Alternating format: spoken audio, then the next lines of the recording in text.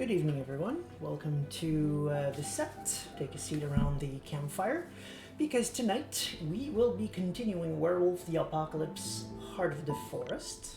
For the very first time on this stream, we will be seeing the content of Chapter 2.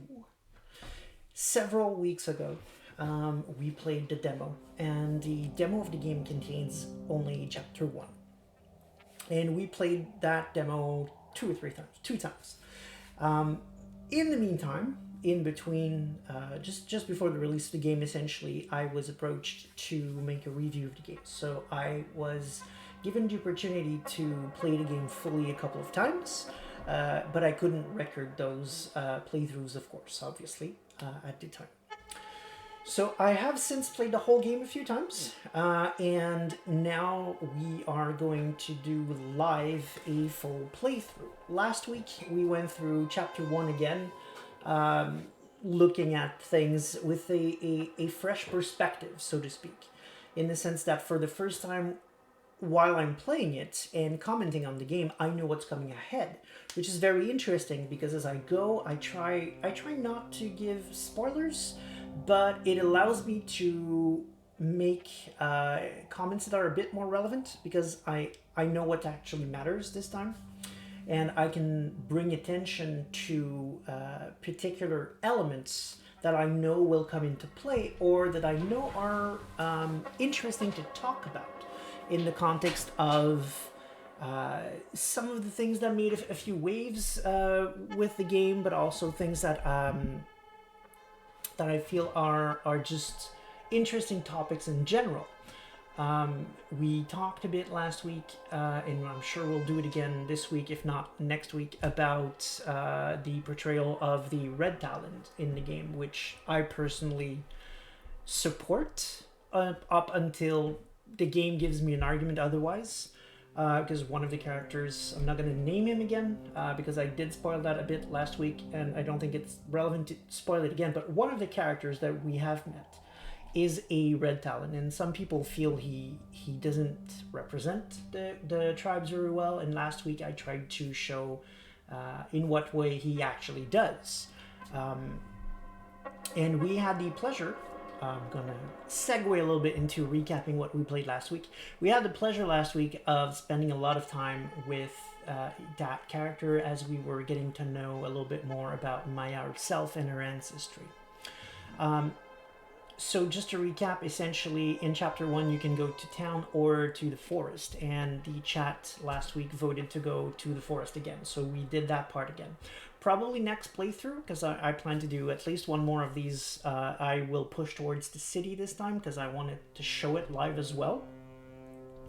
But last week we went to the city. We met Cornell, we met Daniel, which are two characters that are going to be very important, in addition to Anya, which is the friend that came with Maya to the Białowieża forest. We also met Bartek, who essentially is the contact in the area for Maya, the person who agreed to look into her past a little bit before she came here, but kind of chickened out when we got there. We were talking with him a little bit, and he sort of suddenly, the information well dried out.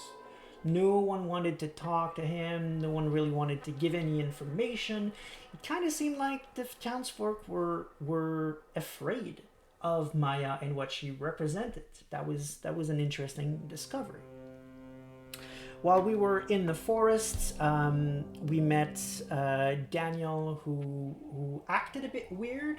Both Maya and Anya agreed that the way he moves, the way he talks is off in a certain way. They assumed maybe military, but probably not. We even asked him the question, and he said, yes, I used to be a warrior. Very ominous. We'll get to that eventually. As for a Cornell, we found him meditating in the zone in the forest known as the Place of Power, which in the demo, back when we played it, we discussed is probably a Karen heart. But actually, I still don't know. I'll say that part out loud. the game doesn't really establish the forest as a cairn. It establishes the cairn as a character, as the Biaio Vierge.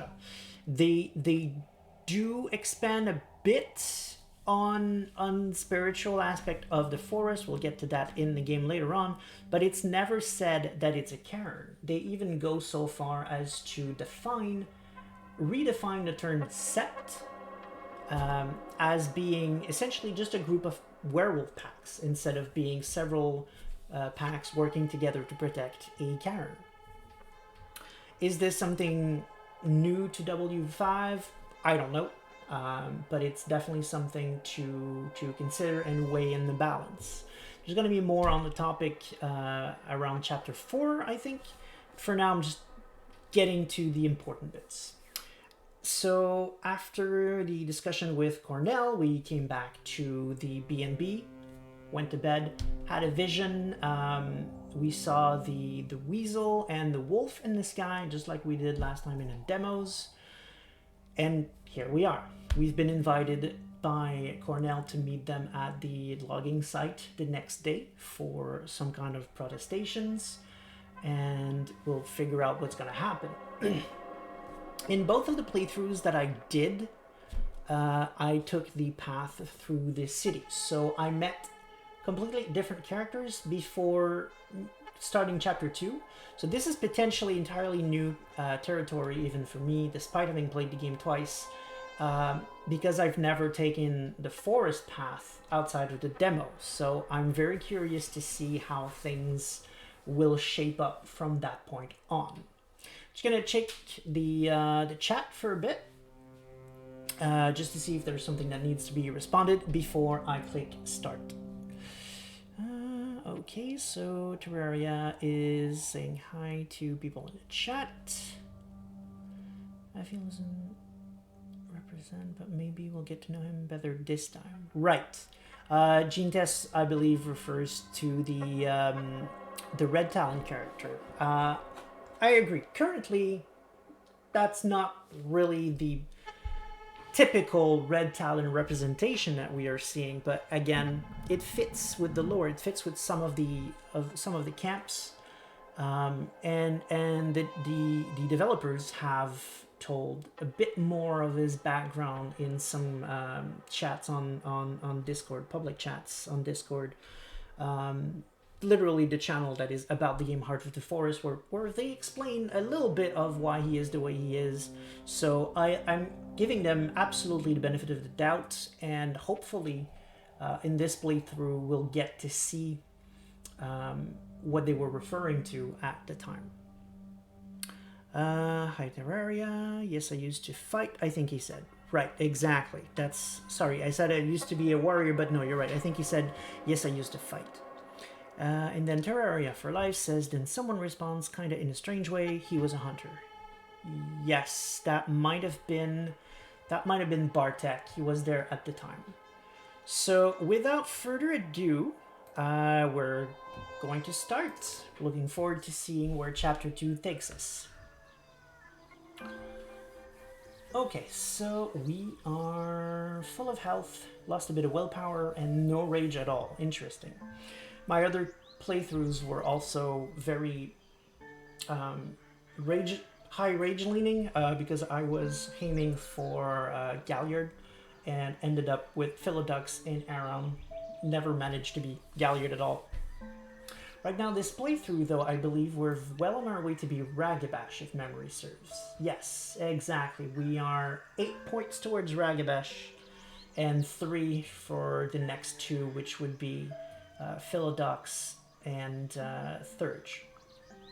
Just a quick roundup. I'm not going to go into details because I assume if you're here, you watch the other episodes or you have a basic, but just in case you don't, very quickly, Brave refers to the warrior auspice, inspiring refers to the Galliard auspice or the storytellers, analytical refers to the judges, or how they're called is Philodux. Spirituals are more shaman. It's not a good comparison, but it's an easy word to use.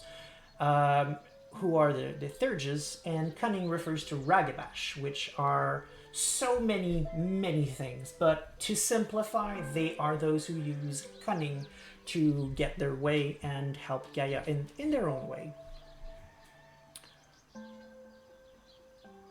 Terraria says you should answer I got up. May have been in reference to something I said. Oh, right. Okay, I see. Right. Okay, I gotcha. Because essentially, the way I'm doing things now, I'm talking and I'm reading, and I'm expecting the chat to tell me by the time I get to that part, to tell me which option they want me to click on. So that's why I talk a lot and give chat time to catch up.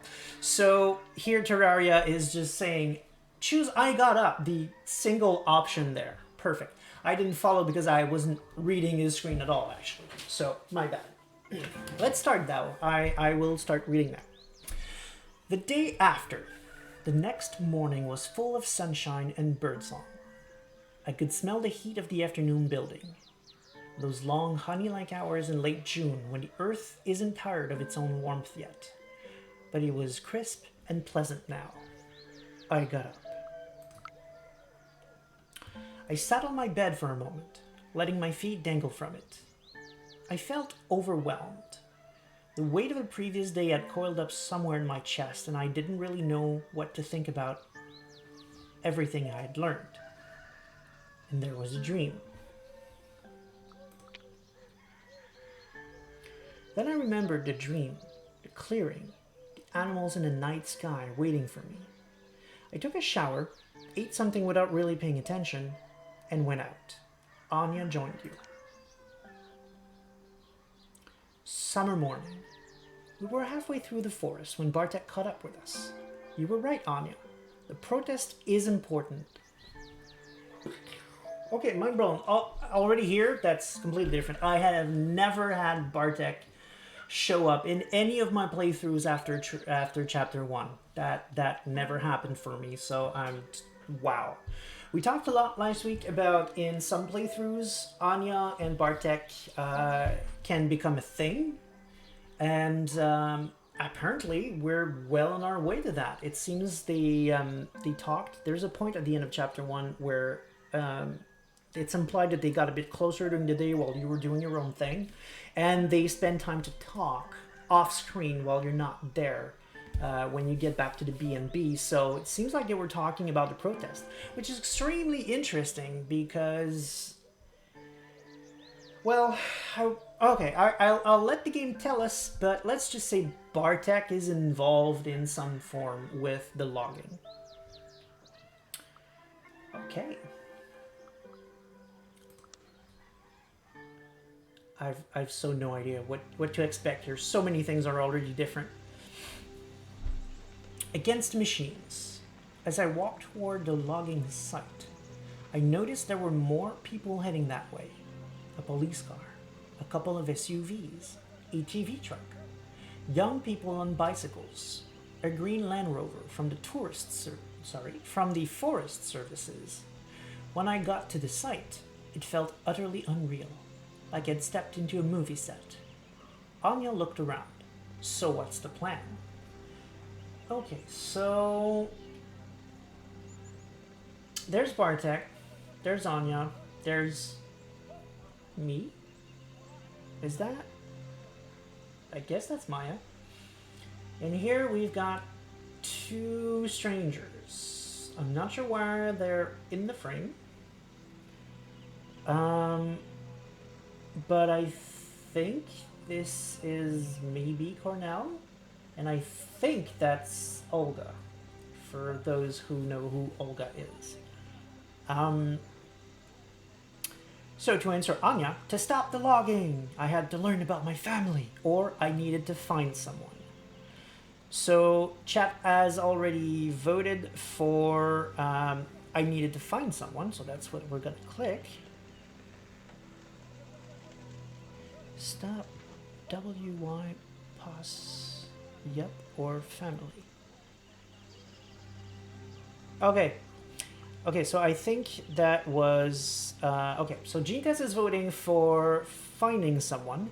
Terraria is voting for stopping the logging, and... no, changed later on to family. And Nomad is said, yup. Okay, So Nomad is supporting someone, so it's not actually a tie. Something between these three options has 2 votes for it. So Nomad, if you don't mind, could you just clarify a little bit which one of the 3 you're voting for? Because I think you're the vote that's gonna decide.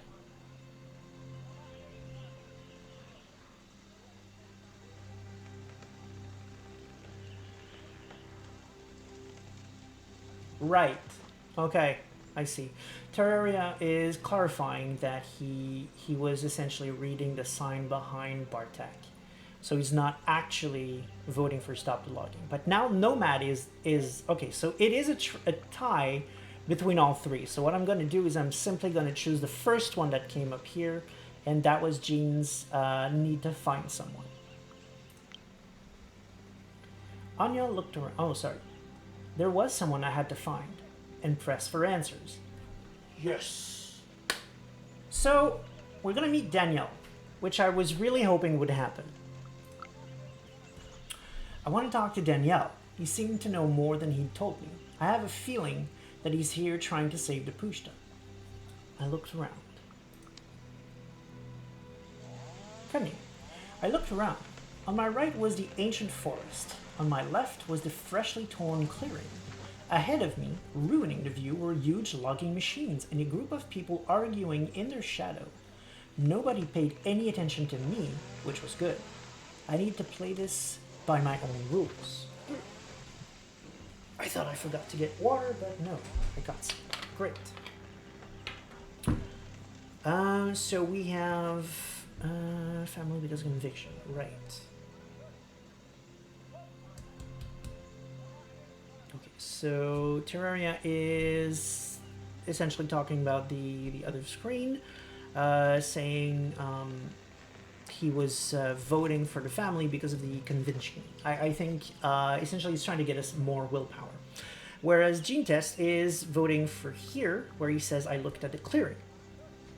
So, going in the clearing.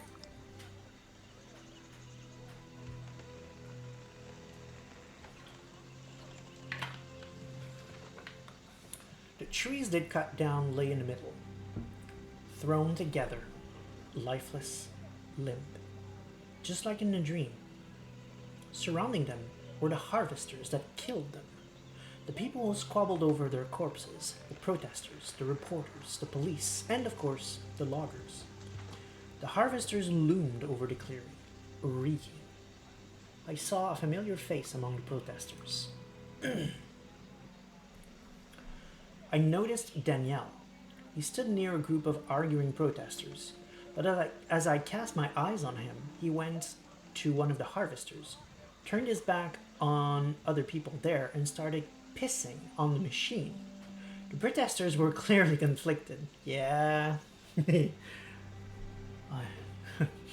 That would be something I'd be surprised too if I was there. So we have maybe I could solve the conflict. They clearly needed some advice, or it could be fun. Okay. I'm not sure if Maya here is implying that she wants to also go pee on the machines. Terraria says, so what does the Y mean? I think the next letter is... Oh. I really don't know. I'm thinking maybe it's...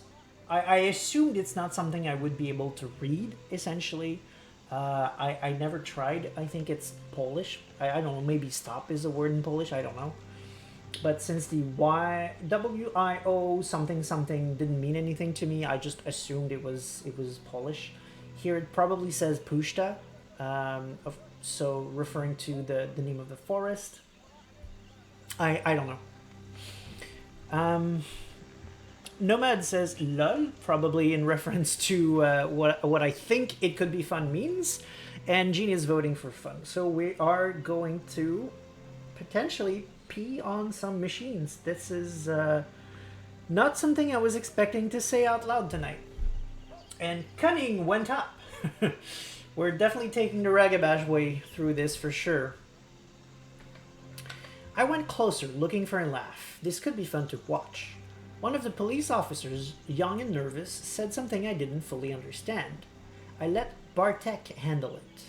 So either I let Bartek handle it or I smile. Okay, so at least we didn't personally piss on it, but I think probably it looks like we're supporting Danielle, which is something I'm personally looking for, so.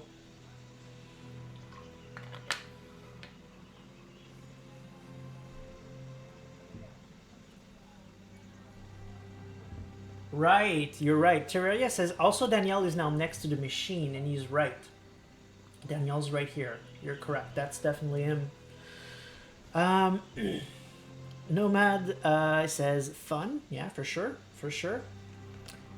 However, that's not telling us which one we're going for. Are we going to let Bartek handle that? Which could be interesting in its own right, considering his link to the logging, which again hasn't been said out loud in the game yet, or just stay there and smile. Those are our options. What does the chat think?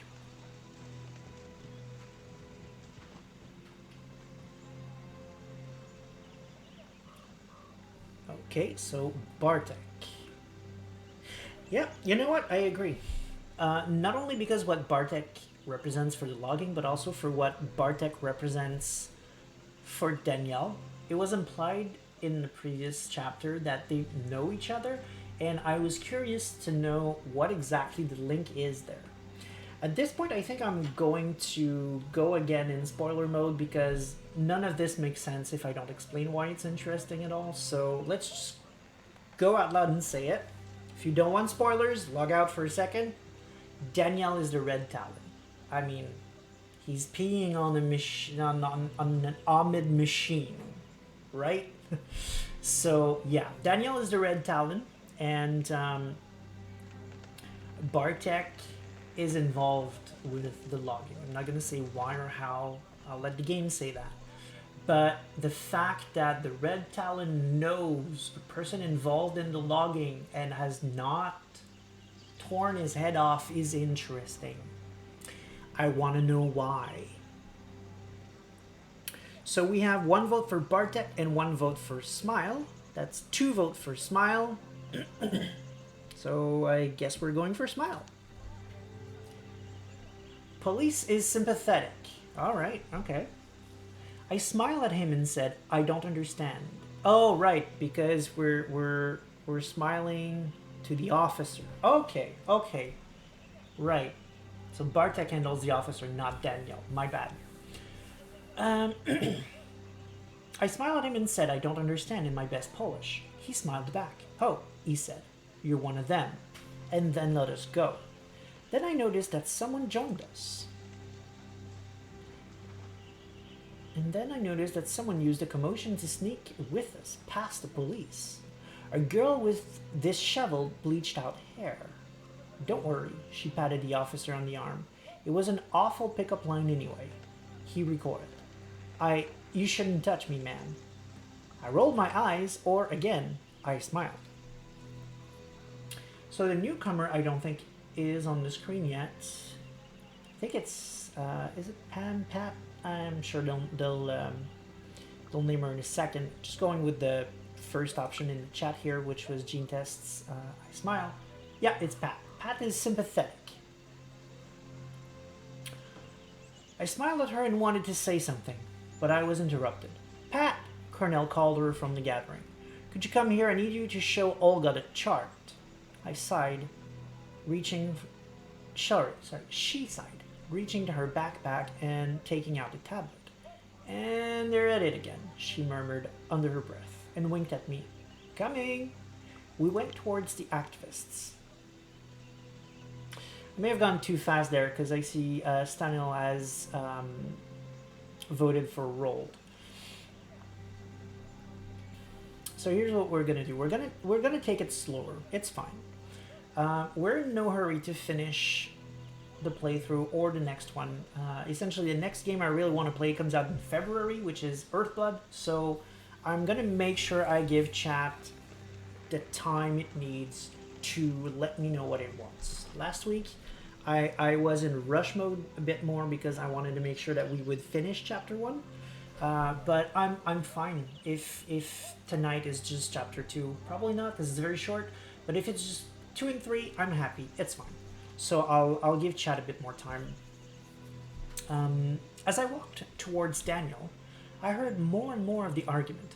Olga, you can't, Cornell was saying. Pat stood next to him with her tablet. She looked a bit amused. Do not fucking tell me what I can or can't do, Cornell. A woman with dreadlocks interrupted. I can, because they are destroying our mother. I can fight with all the means at my disposal, even if that means burning those harvesters to the ground.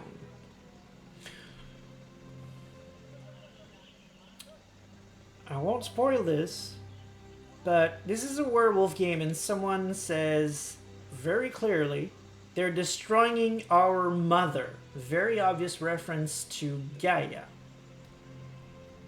And all the means at my disposal, you know, just saying we'll get there. But it's a werewolf game. Cornell raised his eyebrows.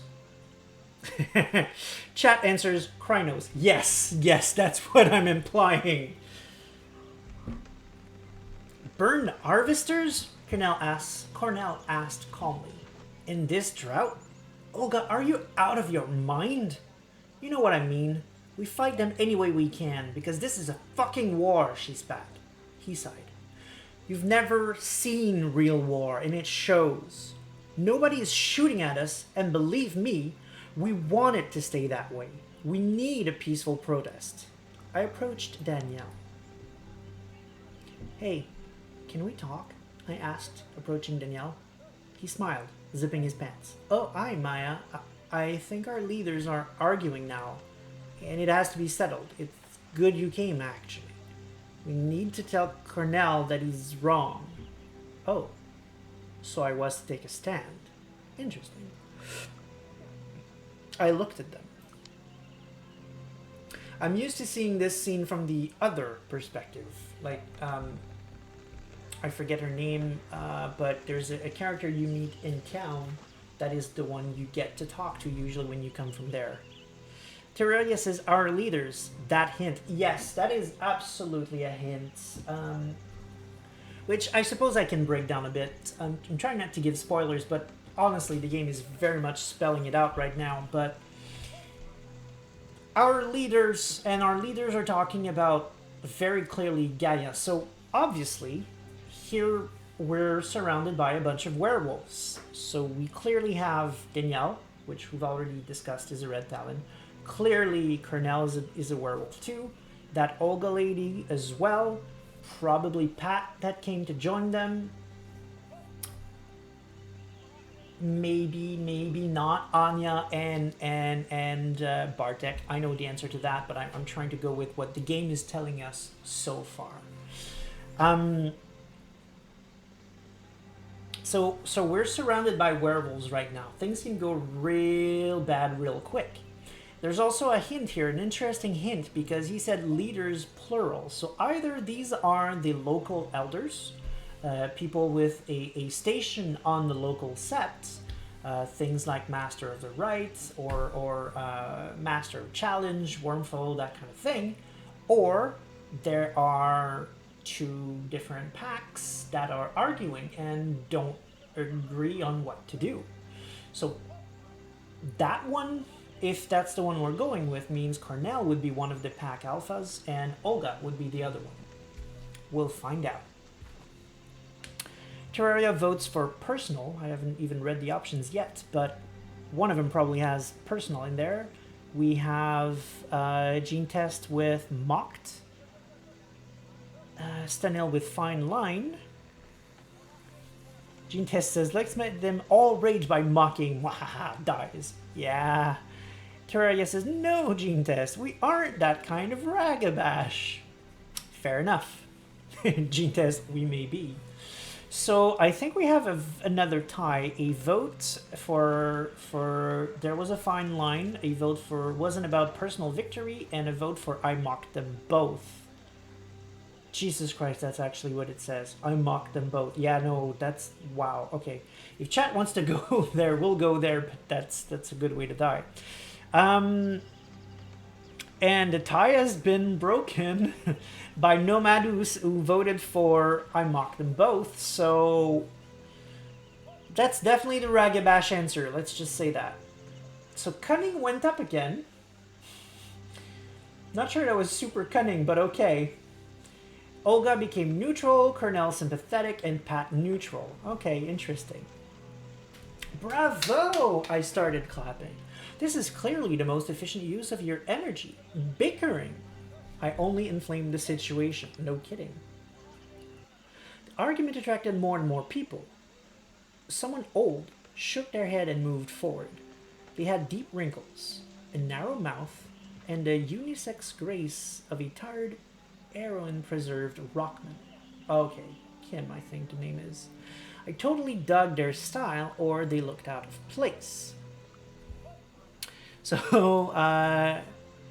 Terraria, like me, thinks we're gonna die. Gene Test says, yay! Zankovic. Oh, really? Zankovic is there. Oh, there he is. Hi, man.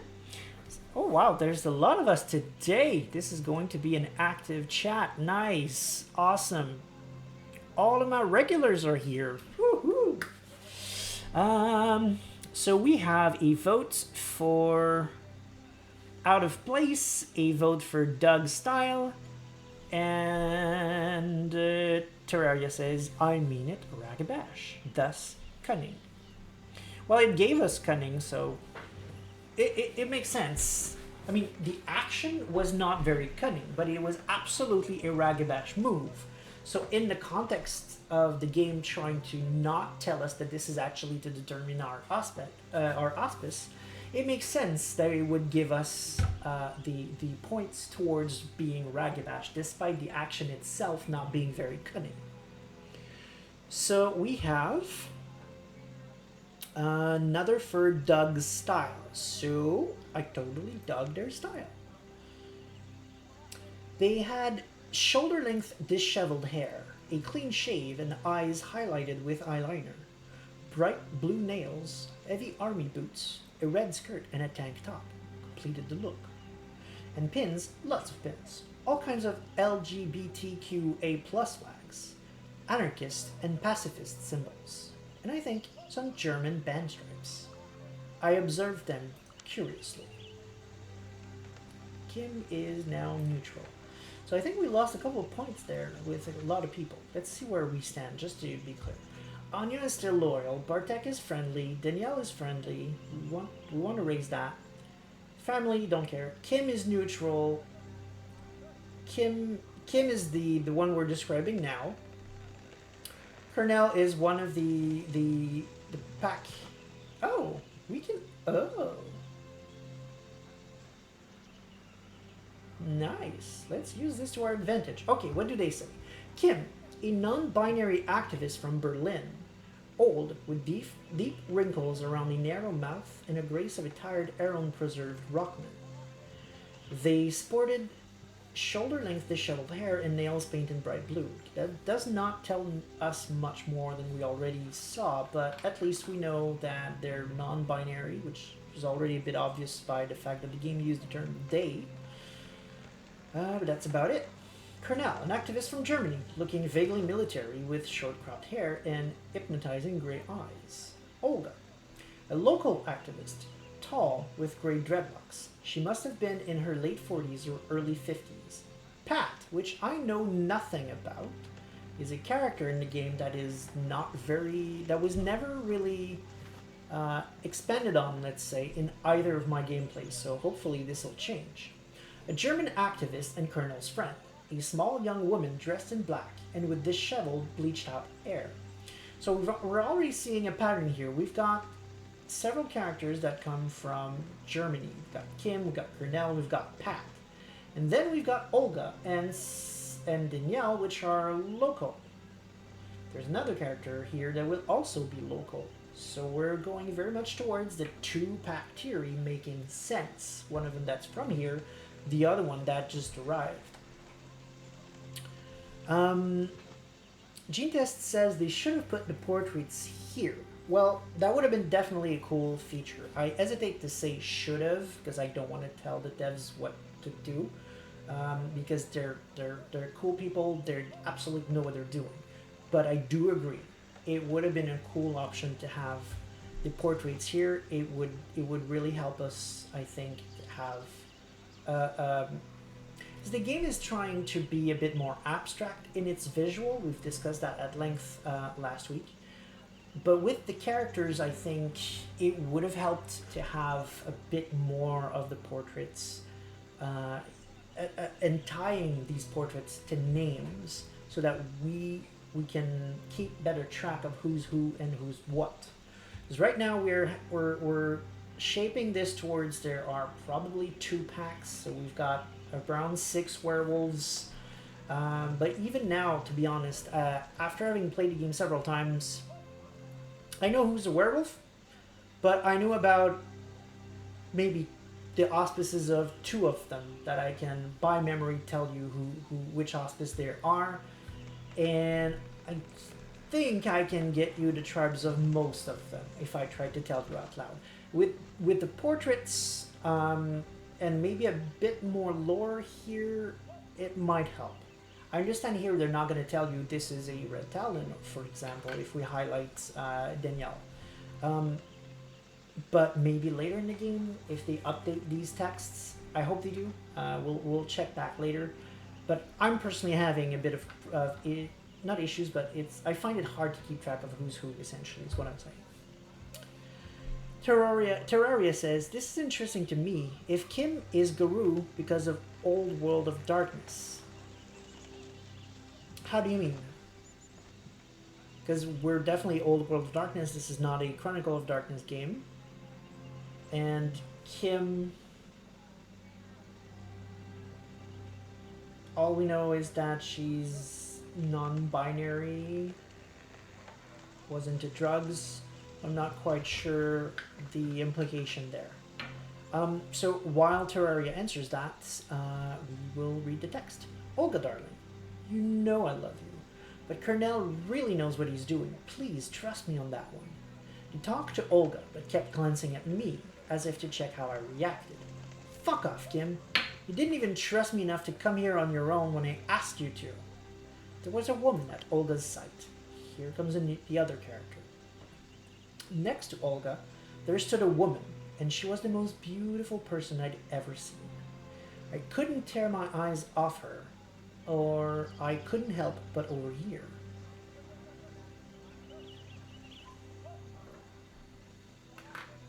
Gene Test says, I think I remember all their tribes. Gene, I can share if you like. Not yet, if you don't mind. I'm trying to reveal things as the game tells us the information. So probably when we get around to chapter 4, I believe, is where the game tells us who everyone is. I'd say yes, absolutely. At that point, let's openly talk about what we know in terms of tribes, backgrounds, and auspices. That'll be fair game by then, I think. So we have 2 votes for over here. So let's go. Lisa is the last character, and she is neutral. So let's go back here for a second. What do we know about Lisa? She has a perfect hourglass figure, long braids, and the most stunning cheekbones. Her eyes, slightly slanted, were a weird shade of blue, deep, almost purple. Lisa is a frickin' big deal. We will get back to that later on in chapter 4, because Lisa is a huge hint, the biggest hint in this game towards a probable 5th edition change. I can't wait to tell you what. That's in chapter 4. So here, they don't say where she's coming from, but I think Lisa is also a local, a member of Olga's pack.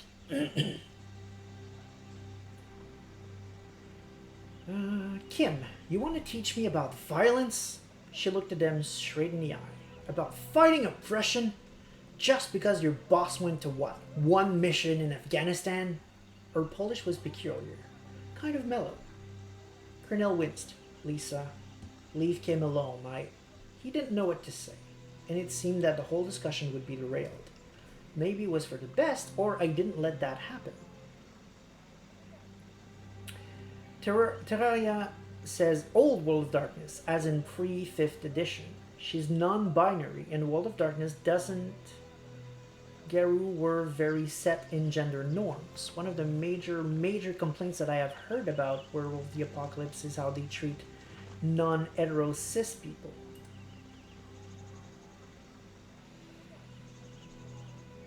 I honestly haven't really seen that.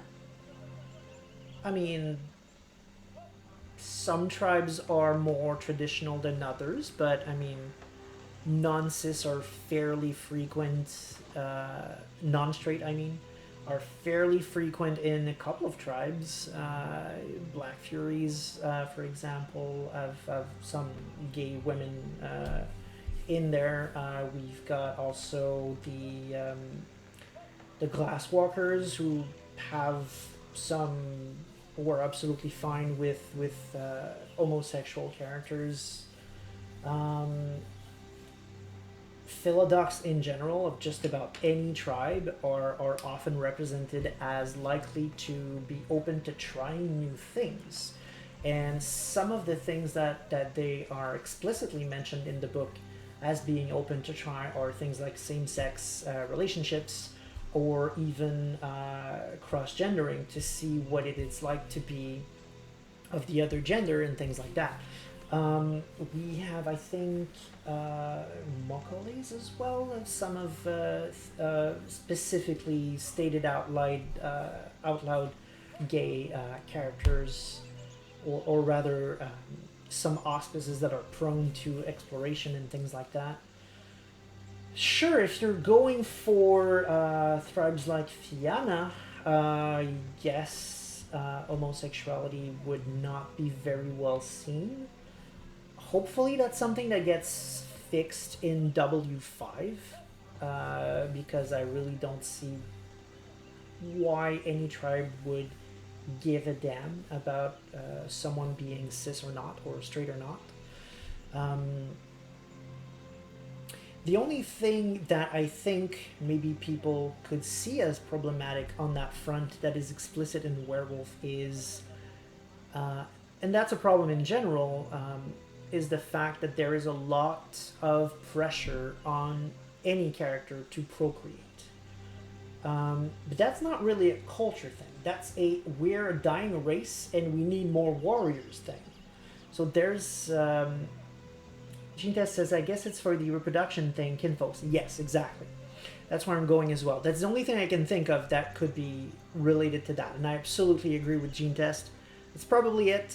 But they're not really pushing a let's call it a cis agenda or anything like that. They don't really care who you want to have sex with, as long as it's not a Garou. What they want is that you're also going to have sex with someone who can have your kids.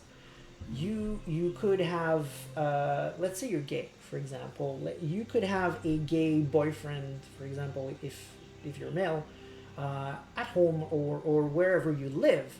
That's fine. But that person is going to have to accept the fact that you're also going to try to spend a lot of time having sex with women, because you need them to bear kinfolk and hopefully more werewolves to fight the war.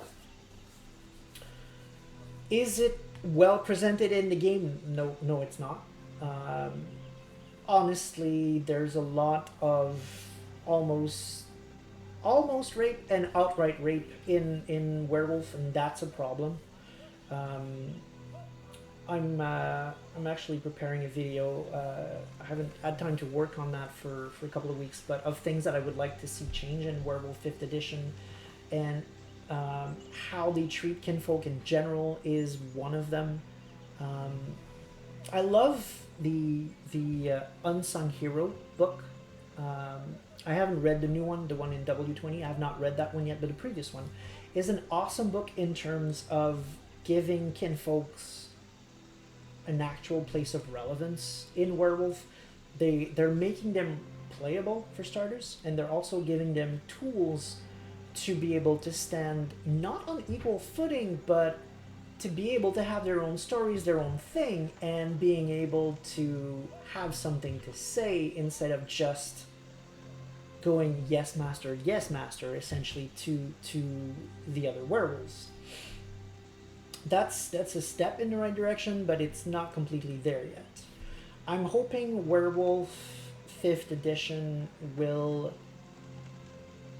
make werewolves matter a bit more and not just for popping out kids.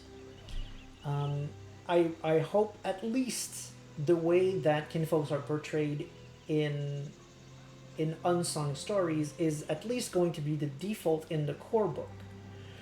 Because one of the big problems in Werewolf, in core books versus other books, is that core books make blanket statements. This is true almost everywhere. And then when you read the other books, you find out that it's true absolutely nowhere except in this or this little space. So kinfolks are one of these things. Based on the core book, based on what a lot of the content says, you're meant to think that just about every tribes mistreat their kinfolks. They're basically just breeding stock and or even downright slaves. And that's not true. That's not even close to true once you read the other books. If you read Unsung Heroes, or if you read most of the actual tribe books, you find out that actually they're mistreated by the Shadow Lords, and that's about it. The Glasswalkers don't trust their kinfolk, but mostly because they fear them. I've explained that before, so I'm not going to go into details here again about the Glasswalkers and their kinfolk, but most of the tribes love their kinfolk, and while they don't see them as equals, because religiously speaking, the werewolves are the ones that are chosen by Luna, so they are holy, for lack of a better term, and the kinfolk are not. Werewolves will always be above kinfolk, but being above does not exclude caring for and being kind to the person who isn't at your level. Most tribes get that. Most tribes will actually respect the frickin' litany that says respect those beneath ye, all are of Gaia. Most of the werewolves, we're talking 90% of the worldwide population of werewolves are kind and good to their frickin' kinfolks. So why is the reverse the basic stance of Werewolf the Apocalypse? I hate that. It makes no sense. And it's just not supported by the content. The other content, essentially, once you leave the confines of the core book. So, back on topic, the fact that Werewolf might be, let's say, unkind to LGBT, AQ plus and such, is I would say true, probably in the context of, again, the core book, but when you actually dig into the material, I think there's a lot of space for it. Once again, the things I referred to before about Philodox being, I would say, extremely prone to being gender fluid. It's not something that you see in the core book. It's something that you see in the book called Book of Auspices, which is a great book. One of the must-reads, I would say, if you want to play Werewolf the Apocalypse. I guarantee you have no idea what you're doing before reading this book. There's so much you don't know about the auspices before you read that book. It completely changed the way I played and ran Werewolf when I read that book. It just everything clicked, and it just made so much more sense. let me go back to chat for a bit, because I did not mean to go on that tangent for I don't know how long. But yes, I can see, in a nutshell, I can see why people would think that. It makes sense. But no, I don't think it's accurate. And I hope that W5 will make it obvious that it's not accurate by fixing the way they present that kind of information in the core book. So the chat says, if you're a male Garou with a wife, your wife should also expect you to sleep with other women too. Rolls eyes. That's true. Garou mating sucks. They shouldn't have killed off the Apis. I'll get back to that, but yes, Gene Test is completely right there. Maybe it's rumors each tribe gave to the others, so all tribes think that the others are mean to their kinfolk, except Shadow Lords. They're mean. There was also something here I need to see to allow first. So let me just read that. But I'll read it just out loud, but then I'll click allow. But the problem is, if you're asexual or gay, that is problematic. A lot of real-life people find the idea that a person would be forced socially to have sex with someone for reproduction, especially if you aren't attracted to the needed sex, as socially bad and supports not respecting LGBTA+ as legitimate. Right. Yes.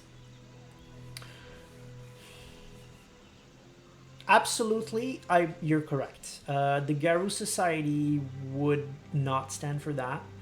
They would push the person to go towards the sex they're not attracted to, and they would push an asexual to have sex anyway. That's a thing. Yes, I can't disagree. That would be a thing. But I think that's a thing that can be easily fixed again with W5. I mean, it was already there, sort of. Not every female werewolves spend their times being pregnant. If you're pregnant, you're not on the battlefield fighting, right? So it's already there. All the elements are there. They just need to be brought up to the surface. Let me just allow your comment first. They just need to be brought up to the surface and explicitly stated. A lot of female werewolves don't reproduce. They prefer to go on their stories and on their quest and do their thing. It is more male werewolves actually that are expected to reproduce, because it's a one and done essentially. Their Garou culture is favoring males essentially having one night stands with strangers all the time. The idea is just that spread your seed, which is in a certain way a problem in and of itself. But it doesn't necessarily not support or respect LGBTA+ essentially. Or at least I think it can be shifted in a way that would allow people to be themselves while still being werewolves. Especially if you're thinking in terms of end time, where it was said recently in some, I don't remember the context, but there's sort of a prophecy type thing where it says all the warriors are already born. So if they're still going with that in Werewolf 5th edition, there's no need to push anyone to reproduce, because we're done. That's it. The apocalypse is coming, and anyone who was going to fight on the field of the apocalypse are already there. So if they start with that, they can completely remove the problematic aspect of pushing people to reproduce, and then be more supportive of the LGBT community, which should be an aim at this point, I think. So that was a lot on that. Just to state it clearly, I'm explaining werewolf, not stating my position personally. My position personally, be who you are and play what you need to play. I mean, if a game does not support you, well, you can choose not to play, of course. If you don't want to support that game, that's fine. But I think whatever's in the core book, if the core book doesn't allow, for example, you to play a gay character, fuck the book. Make it happen. I prefer, obviously, games like, let's say, Exalted, where they specifically state out loud clearly it's a thing. There are all kinds of sexualities, all kinds of genders in Exalted, and they're all accepted by default. And a lot of games that are coming out now are going for that, and that is amazing, and that should be the standard in just about every game, unless you have damn good reason not to go there. So overall, yes, Werewolf has issues with that. But I think there's several ways to go around that. If you want to stay canonical around your table, you can do your thing anyway. And there's definitely a lot of ways that hunters could fix that even more for Werewolf 5th edition, and I absolutely hope they do. The other thing I wanted to say as well, not every werewolves live on the set. It's a default in a lot of games. And yes, if you live on the set, you're going to get that kind of pressure to reproduce. And yes, we're going to run into all the problems we said before. But also, a lot of packs do not live on sets. You have a lot of packs that would live in a city trying to work from the inside there to make the world a better place. I'm speaking, of course, a city where there aren't necessarily an urban cairn there, for example. If you live far from a cairn, and that's many werewolves, no one's there to tell you what to do. You're not going to get pressured into reproducing if it's only you and your pack, I guess, unless you're Philodox's jerk. So once again, you're correct, Terraria. You are correct. The problematic themes are there, but they can be dodged. It's a problem in itself that it's there, but they can be dodged easily. If you have a good storyteller, a kind storyteller that won't push that in your throat, there's a bunch of leeways for them to let you be you in Werewolf. So, Terraria says, Exalted does it interestingly. New Exalted come from plants. Oh, didn't even know there was Exalteds coming from plants. Gene says, Exalted Heart. I was writing that before you brought it up. Probably something I said out loud. Stanel says, it is easier in a fictional setting than in real life base setting. Absolutely. Gene Test says, Exalted awesome universe, sucky system. It needs work, for sure. Sanel says, and I agree with Dom, there's a lot to talk between player and DM to shape the mood of a game. Yes, exactly. Once again, I'm not defending Werewolf, I'm saying there's absolutely a problem there. But once again, even in a setting that would be problematic, if you want to play in that setting, sit down with your storyteller, set things, discuss things, shape the game, shape the mood, so that you can reach something that is acceptable. In my early career as a storyteller and a player, I used to skip session 0, and that was definitely a mistake that I used to do. I thought I didn't need it. Today, I think that session 0s are absolutely essential. There are many systems you can put in place nowadays that exist. The X cards, the fails, and there are a lot of things. Most of them essentially boils down to sit down with your players and your storyteller and set up what the group finds acceptable and what the group doesn't. If you're not familiar with what I'm talking about, read up on it. It's important, and it will make people around your table feel safe and accepted, and it will make sure everyone has fun.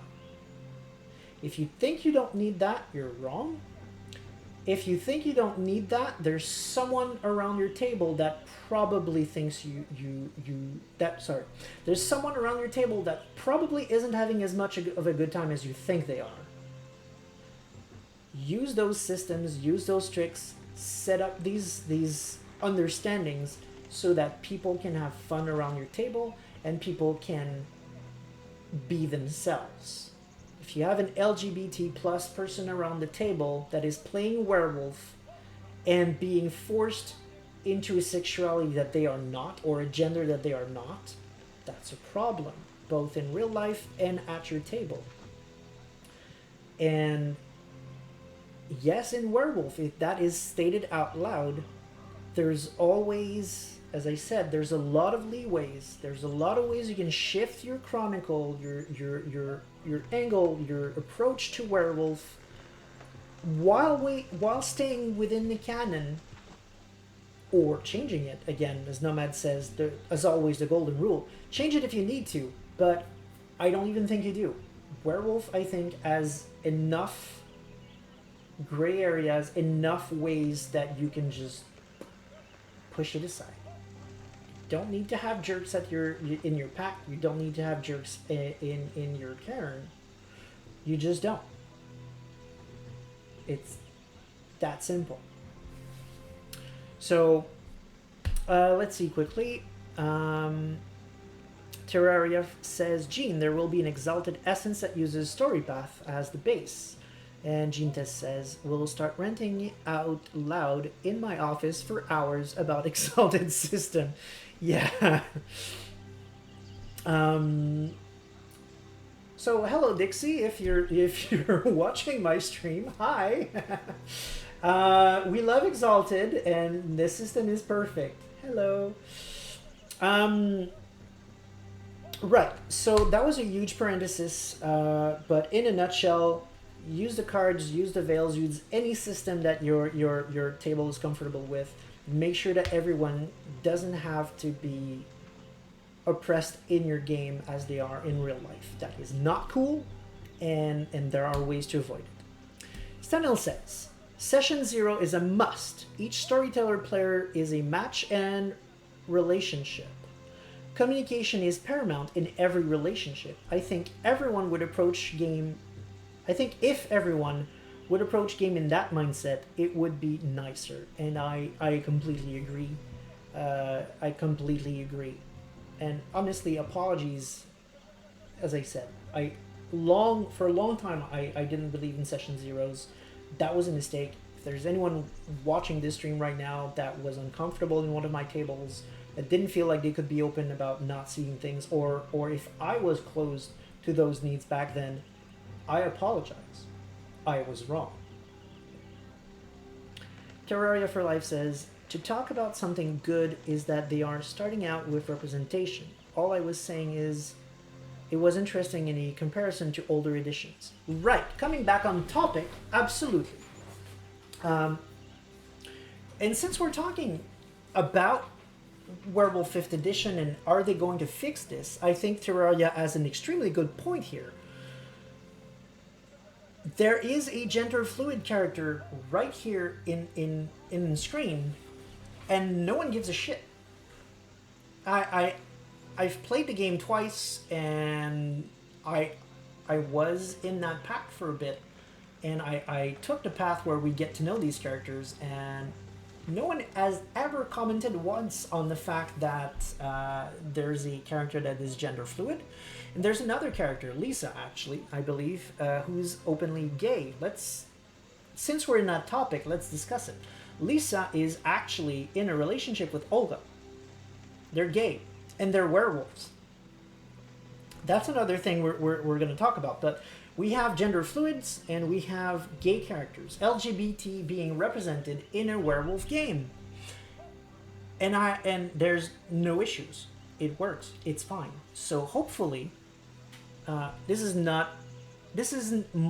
just a good example of how you can do it, but hopefully it's also an example of the direction they're taking for W5. Hopefully they're gonna give more space to that. Now, one of the issues here, and that's something that is hard to dodge, is the litany, though. That's a thing. Since we're talking about this, the fact that Lisa and Olga are a couple is a problem. Not because they're gay. Once again, that's fine. It's fine. Problem is they're both werewolves. Even if they were straight, that would still be the problem.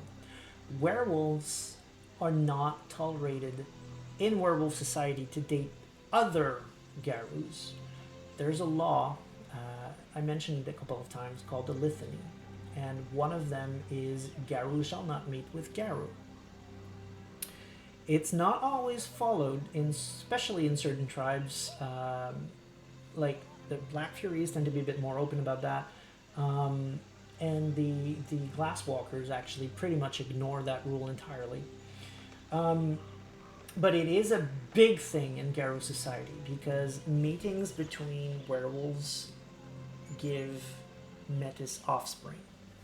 Metis are children born Krynos, so the war form, and they are born with deformities, which the Garou society associate with worm taint, essentially. They believe that Metis are of the worm by default. And that's another problematic thing. We were talking earlier about blanket statements and things that are true in the core book, but not true as soon as you read anything else. The way that Metis are seen is another good example of that. Core book makes you believe that the Metis are always mistreated and have horrible lives. And, well, it's not true. Even the fiction sometimes will give that impression. They're spending time talking about Cries Havoc in the Tribe novels that we might read eventually. He's a Metis character, and he's been picked on for his whole childhood. But outside of some of the fiction and outside of the core book, when you read the Tribe books, pretty much everyone's okay with Metis, except the Fianna. The Fianna kill the child and kill the parents right away. They do not tolerate breaking that particular law of the Litany. There's a reason for that. A very good historical reason, and I'm not going to get into that because it's freaking gross. But let's just say it has something to do with the Black Spiral Dancers, and I'll leave it at that for now. But most of the tribes don't give a shit. Like, even one of the tribes you'd think would be the most against Metis, like the Get of Fenris, for example, don't care. In Fenrir culture, you don't blame the children for the sins of the parents. So they're going to kill the parents, but the Metis child will live. And as long as the Metis can do its part and hold its own and actually pull its weight, essentially, the kid will be tolerated, more than tolerated, will be accepted in Garou society just like anybody else. So I guess my problem is that in theory this is a problem. In fact, not so much. The way it's actually implemented, it's very confusing, and the line is gray, and there's a lot of gray area in between all of this. That's something else that I hope gets cleaned up in 5th edition for several reasons. So that we have one clear vision instead of having the core book vision and then everything else. And also so that this can happen. We're in 2020, we're going towards letting people be themselves, so why not allow werewolves to be with other werewolves? Or at least make it clear that that's really the problem, and not like here we have two female werewolves in love. It should be clear that it's fine for two female to be together. So I don't know, there's work to be done there as well, is what we're saying. So getting back to the chat, Gene Test says, don't like the story path that much. I only used it in the Cyan game once. So far, I wasn't impressed. Still too many number crunching. Terraria says, a lot of people see Session 0 as just character creation, and that is where a lot of STs don't want to do it, because they expect their players to be able to make character creation and don't even know about the social contract side of Session 0. You are absolutely right. Even straight contraceptions are a thing. Yes, right. And that's actually the entire reasoning behind the fact that Glasswalkers don't give a damn about the Garou shall not meet with Garou rule. They think as long as you wear a condom, you're not going to produce a metis, so you can sleep with whoever you like, Garou or not Garou. And frankly, I think that kind of should be the norm. There's another aspect, though, however, to this question that I think it's important that we find a way to keep in W5, despite everything I'm saying. The reason behind that law of the litany, the reason why Gaia pushes towards this, and I think I've said it before, so I'm not going to dwindle too much on it, but I just want to state it again, is that she wants werewolves not to forget where they're coming from. She wants werewolves to stay connected to humanity, Amid werewolves, and Lupus werewolves to stay connected to their wolfish side. So it's important to Gaia that you're going to spend time with your human family or your wolf family, your kinfolks, the people you're going to mate with. But I don't think it has to be rooted in the mating side of things. The idea being that if you don't keep your humanity or your wolfanity, so to speak, you might lose yourself into your werewolf side and forget what you're fighting for, forget yourself, and basically become a monster. That's what she's trying to avoid here. That's an important thing to keep. But it doesn't have to be tied to mating, is what we're saying. So yeah, all of that needs work, and I hope that work will be done. I think that's that for that conversation. Nothing new on the chat about that topic, so I believe we can move on and get back to the game. So, maybe it was for the best, or I didn't let that happen. Let's go back quite a bit in the chat to see if someone voted on that. Yes, we have 2 votes for don't let it happen. So here's that. What are we not letting happen though? Okay, we're not going to let the discussion be derailed. That's perfect. Let's go there.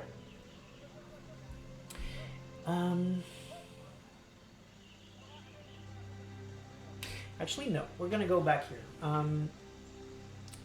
Terraria is completely right, but it's also a bit more than that. Session 0 isn't just about character creation and therefore can be skipped. I don't think it's okay to not be there when your players are going to create their characters. One of the jobs of the storytellers is to make sure that everyone will have fun, and Session 0's I'm just talking in terms of character creation here, because the social contract that we've discussed that a lot, and I'm not going back there. It's important, and you got to do that. But also in the aspect of character creation, yes, a lot of storytellers just want to skip that and get right into the action and have people who know the system, know their characters, and build their own things. But if you do that, it's not going to mesh together. You're going to have, let's say, 4 people doing their own thing and then showing up at the table, and you might end up with characters that can't share the limelight, characters that don't fit together. I've had several games where there was no chemistry between the characters, and that killed the game. Literally killed the game. There's 2 of them I'm thinking right now where just none of characters ever clicked, and I'm thinking a lot of that was probably because at the time I didn't do Session 0s. And I should have, so that everyone around the table has the right expectations, everyone at the table knows what everyone else is playing, and everyone is trying to work together towards creating this environment where everyone's going to have fun. That's one of the other super important reasons to have Session 0s. And also, you as a storyteller are the one who can tell people if they're going in the wrong direction. Going with a character that is not at all going to mesh with the universe, because you can't assume just with reading the core book quickly to create a character that people are going to get all of the nuance of a setting. As a storyteller, you're there to give that nuance so people are all playing the same game. Terraria says, I didn't say it's a good thing. I was saying why some storytellers skip it. No, I agree. I'm sure. I'm not saying you're incorrect. I'm saying you are absolutely correct. I'm going further, essentially, saying that just in case some storytellers think that way, essentially, that maybe it's a good idea to reconsider. That's what I'm saying. But you're right. A lot of people do that. And if it works for them, that's fine. Maybe they have a group of players that are completely compatible with that. It's possible. That's fine if that's what it is. I'm just saying, maybe you don't. And if a lot of your games just fizzle out quickly, maybe that's a problem. Maybe you should sit down with your players and have a session 0, set up the groundworks, set up what you want to play, and make sure that everyone is on board with that. So that everyone's playing the same game at the same time. Stanel says, take a whole damn year to get a team. Probably referencing one of the games I was mentioning because I played a lot of games with Stanel, but I'm not sure which one she's referring to right now. Terraria for Life says you have 3 characters who are spiritual and exploration focused, and then afterward a get fighter joined. Right, okay, yeah, that's direct reference to something that happened in one of our games. I'm not gonna blame anyone for that, by the way. I'm not gonna play that game, but the main issue was indeed we had a incompatibility with some of the characters around that table, and I think a lot of that had to do with the fact that the original 3 had the session 0 with the storyteller, and then some other people tried to join in, but didn't really have those session 0s. They kind of just came in afterwards with characters that were pre-made, and of course it didn't work. It didn't mesh together at all. And that's not the storyteller's fault, and that's not the player's fault. It was just, it didn't happen. We should have sat down with those people and make sure that everything lined up, and we didn't do that. Stanil says Exalted. So are you referring your game? Your Exalted game? Because I wasn't there for the first year, so I don't think I've lived through that. When I arrived, we were pretty much a team quickly. Okay, yeah, she's referring to her own game, which is awesome, by the way. Dixie, if you're watching this stream, I don't think you are, but if you eventually do, remember that one time I said I couldn't do something, I don't remember what, because I had an Exalted game? It's her game. Stendel's game right there. It's awesome. We've been playing for a long time now. I don't remember how long, but I love it. Both Exalted and her game specifically. Okay, so going back to Werewolf and specifically Heart of the Forest, because we're playing a game right now. Hey guys, the forest, I said. The logging. The protests.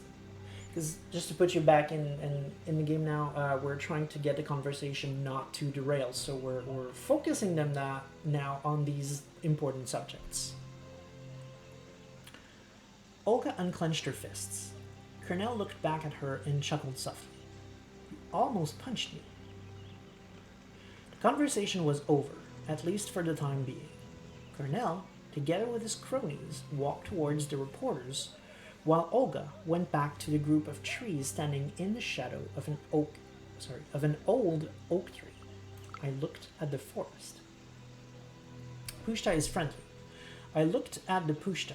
The clearing full of felled trees was like a gaping, bleeding wound in the chest of a friend. I had to do something. I looked at my friends. We have to stop this logging. Yes. Just like Olga said, Anya nodded, excited. What they're doing is unforgivable, and we have to fight. It's a very complicated situation, Bartek looked thoughtful. I like what that guy Cornell said, that we should proceed peacefully, not to discourage the public and potential supporters. I'm gonna get into spoiler mode, I think, again, just to help you understand a bit more of what's happening. Earlier on, Bartek said, sorry I'm late, I was working for my father. His father is actually the one who is financing all this. His company is behind the logging. So when I said Bartek is involved in some form, that's how. He's got blood ties to the person who is behind all this. Well, there's politicians even further behind, but the company that's been hired to do this is his father's. So it's interesting here that he's leaning towards the protest.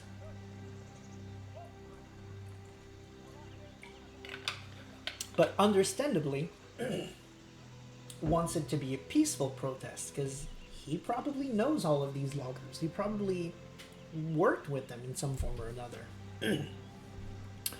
Terraria says, Exalted.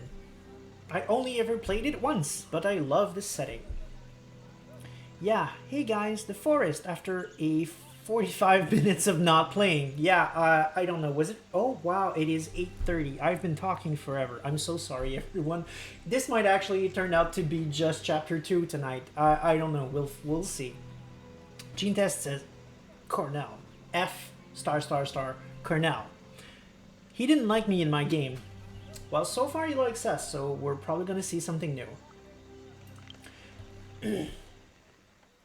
I believe I clicked on, I looked at one group and then another, because that's what we're doing actually now. We're deciding if we're going to go and see Olga to try and escalate, or if we're going to go to Cornell and use diplomacy. The harvesters were dripping with black oil, and the forest stood tall. Sorry, I added a bunch of S's there. And the forest stood tall, serene, and full of golden light. It looked like it could protect itself. And then I looked at the felled trees, dead, limp, helpless. So in the chat right now, we've got 1 vote for protester, 1 vote for... Wait, protesters? Okay, protesters is diplomacy, harvesters is escalation. Okay, so 1 protester. I'm just going to say diplomacy and escalation. It's simpler. So 1 diplomacy, 1 escalation, 2 diplomacy, pushes Daniel escalation. Okay, that doesn't count. You can't vote 2 times, Gene. Zankovic is protesters. Okay, so I think that's 3 diplomacy and 1 escalation. Yeah. Am I reading this right? Gene test escalates, diplomacy, protester. Yeah, right. Okay, so I think we're just missing Nomad here, and even if he voted one way or the other, we'd still have a not an average, but a majority towards the diplomacy. So that's what we're going to do. And that makes sense, I guess, because we know Cornell and we're Ragabash, so I guess that makes more sense. My issue with this, Danielle is in Olga's pack. So, yeah, it's fine. We're still going to go diplomacy, but we might be screwing ourselves here. That's fine.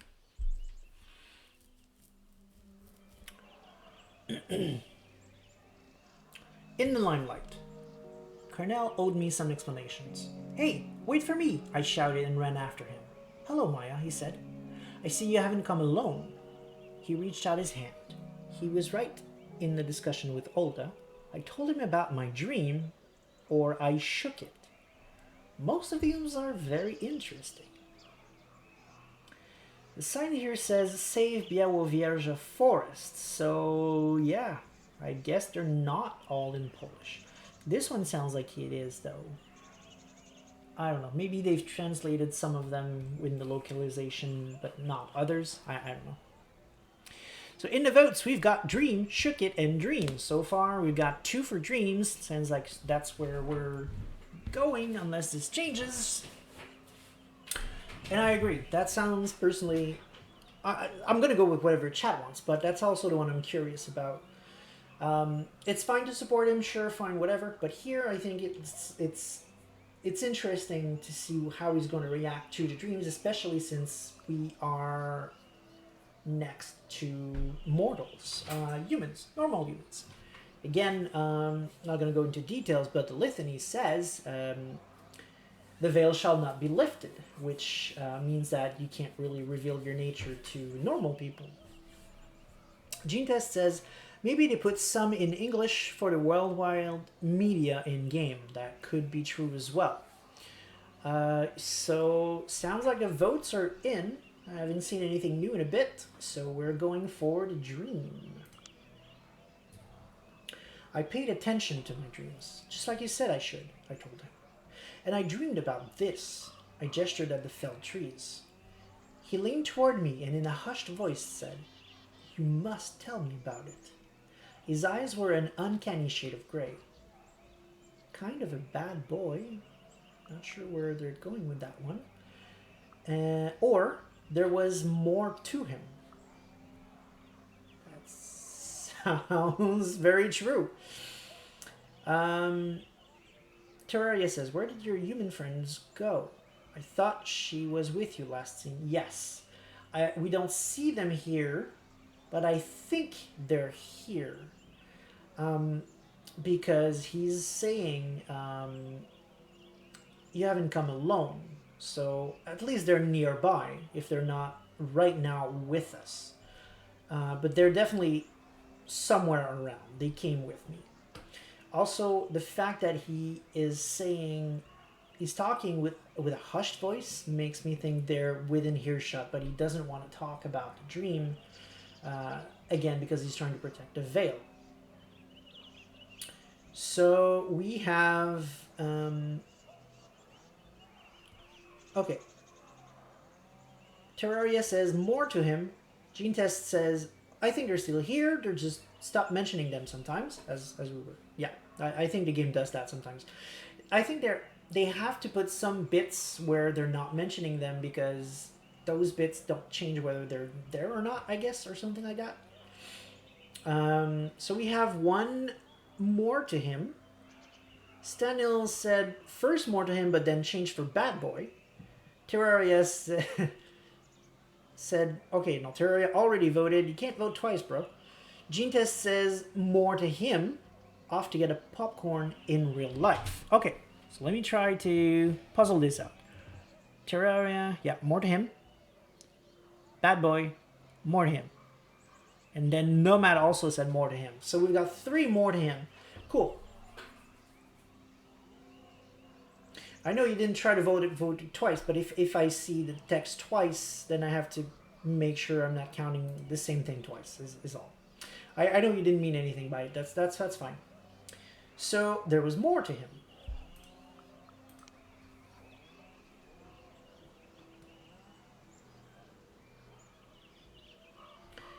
But there was more to him than his pretty bad boy attitude.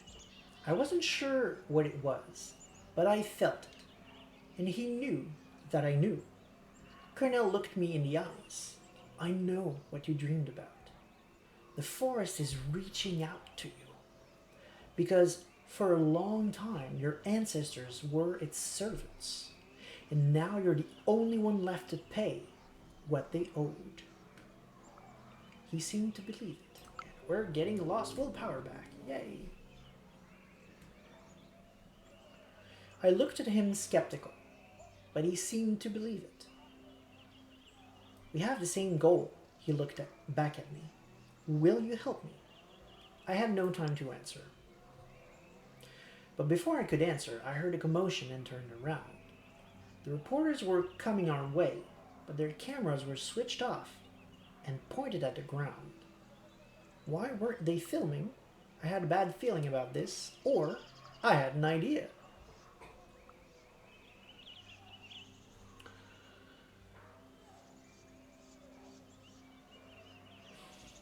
They all seem potentially interesting, I think.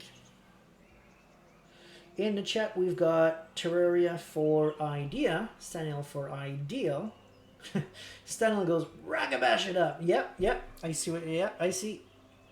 Nomad is for idea as well. Considering how many we are in the chat, there's no way this can change, so we're definitely going to ragabash it up.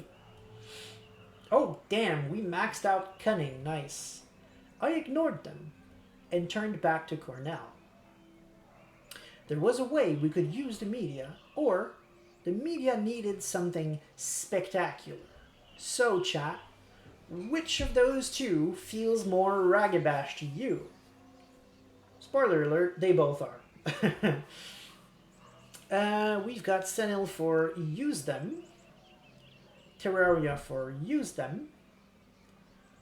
If we get a third vote, there's no way we can get back from that, so if we have a third vote for that, we're using them. Nomad, there we go.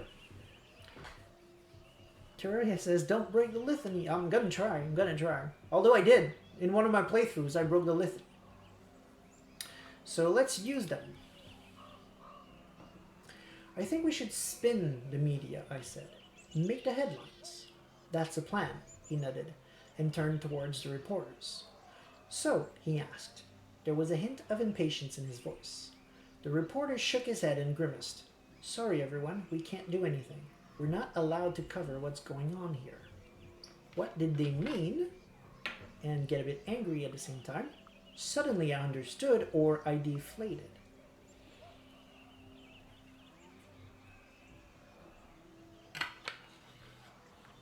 Genius, are you back in front of your screen? If so, I ran out of water. If you could fix that, that would be great. Terraria says, understood. They paid off. I assume he means in his playthrough they paid off, probably, not sure. Or they were paid off, not to film, that's a possibility. Okay, so we have one for understood, Nomad also for understood, Stenil for understood, Curia for they got paid off. Okay, so that's the one that was correct. I haven't played. Hopefully the game will tell us. I think I remember what it was, but I won't spoil it until the game tells us. So we've got 3 votes for suddenly understood, so that's absolutely where we are going. And that was also my secret vote as well, because I want to stay low rage. So I didn't want to gain any, I didn't want to lose any.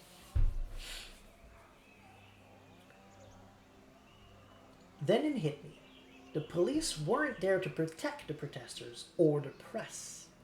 Yeah, it must be hard to do your job when the police is watching your every step, I said, and they nodded. There was a moment of tense silence, and then it all came together.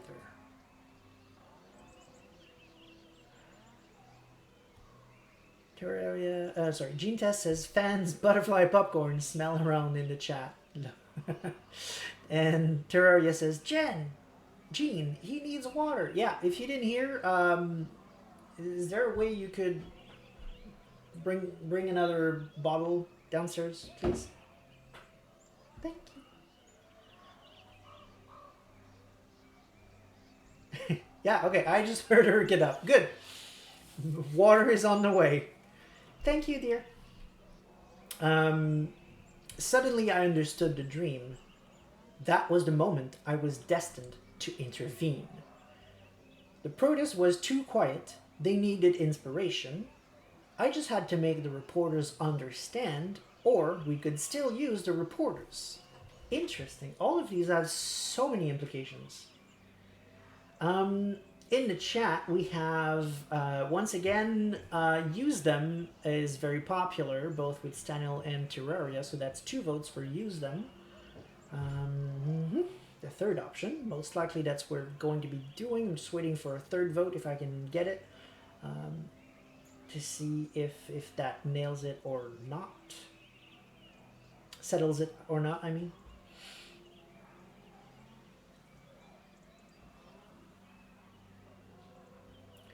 Nomad is going with use as well, so there's no going back for that. My door's opening. What's happening? Water! Magic!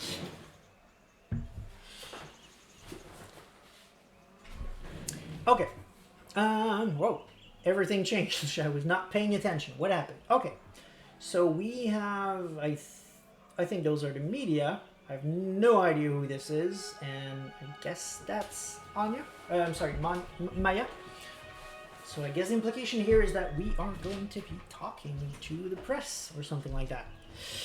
Their frustration was getting to me. They didn't have any real plan, or they were as lost as I was. So just remember, this is the option where we're trying to use the media in some way. I'm not sure how those options will help out. Recognizing at least that they don't have a plan might lead us to make one ourselves. So sounds to me like the option, and it looks like chat is agreeing with me. We've got Terraria with the plan option, Stanel with the plan option, and Gene Test with the lost option.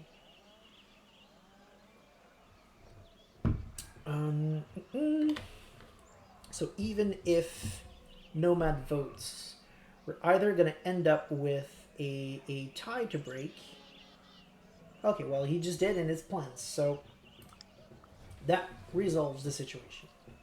They were a ragtag bunch thrown together by circumstance, without a real plan or clear purpose. I looked around, put my hands in my pockets, and wandered towards the journalists. The cops were scared. I just wanted to be heard. Or I asked for a cigarette. Okay. Wow, okay. That's definitely random, but I'm not sure where we're going with that. I'm curious though. Very curious. So far in the chat we have one vote for I asked for some worm sticks. Cigarettes, worm sticks. Okay, so the worm sticks are sticking. Just because of the expression worm sticks, I'm just gonna veto. This is what we're gonna do.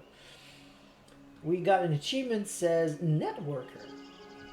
Oh, I think the cigarette thing is we're gonna bond with the press. We're gonna talk with them. That's interesting, actually.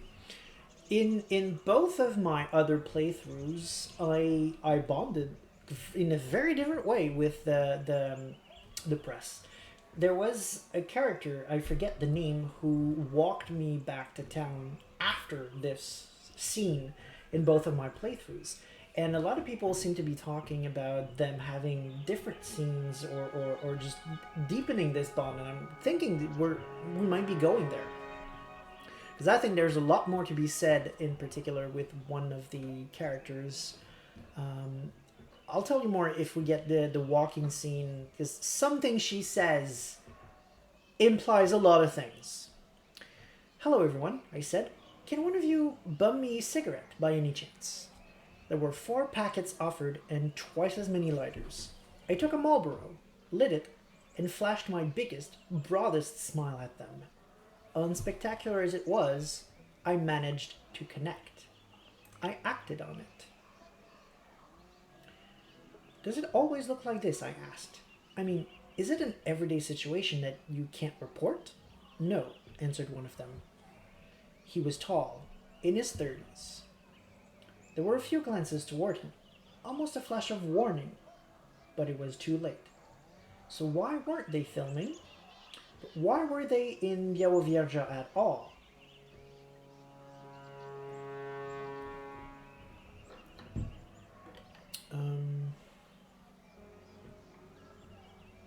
Okay, so Nomad was voting for wanted to be heard. Unfortunately, that's already gone. Terraria says, deepening the bond. Bad taste in worm sticks. Menthol. Use willpower. Okay, so we got one vote for why were they in Białowieża. Gene Test says, but why were they in Białowieża? And Stanil votes for filming. So once again, we're missing one vote, but we're either going to tie, in which case I'm going to pick the one that came up first anyway, which is the willpower option. So, or we're going to get more votes for the one that's winning anyway. So that's the one we're going for. Press is now neutral. I believe they were friendly before. We lost points here. Wait. So why? It's not a bad thing. I'm not saying it's a bad thing. I'm just saying we dropped. It's fine. It's a story either way. And by the way, we were talking about games and storytellings and all of that. That's another important thing. Anything that happens is story. It's okay to fail sometimes. It's okay for characters to be wounded or for negative things to happen. It's fine. It's all part of the story. Think of a book or a movie. Things are not always going well. That's fine. If things were going well all the time, the story wouldn't have ups and downs. Except that things can go wrong, both as a storyteller and as a player. Roll with it. Take what's happening and figure out a way to make it happen, to make it interesting. Wait, so why are you here at all? I asked, and then it hit me. You were sent here to find some dirt on the activists, to get something that would compromise the protests. They looked at one another, then shrugged, as if a decision had been made. Okay. What do you have for us? One of the reporters said, turning to Cornell. I want you to meet Dr. Patricia Myers, he said, presenting the somber woman with short, bleached-out hair. She was wearing all black.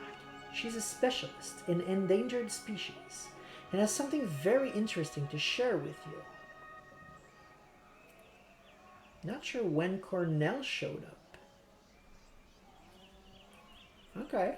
I mean, he was with me, but then I went to talk to the press. I guess he followed. That was not very clear to me, but okay. It was Pat. Oh shit! Pat! We're gonna learn things about Pat. Pat is gonna do things in this playthrough. Nice! Literally, in my other playthroughs, the only thing Pat did was the bit we saw before. Just like, she passed the lines with us and that was it. Nice.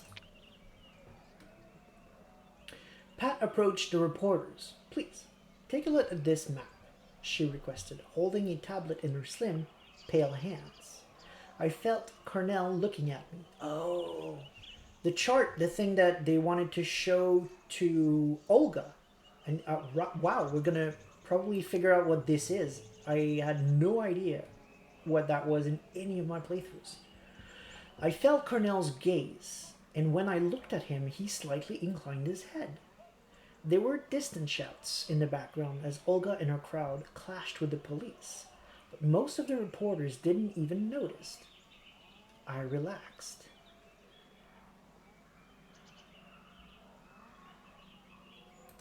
Interesting. Someone patted me on the shoulder. Well done. Bravo. It was Kim. They looked around to check if anyone was watching us. This is when you exit the scene. They turned me around and gently but firmly pushed me away. Well, be in touch, they whispered.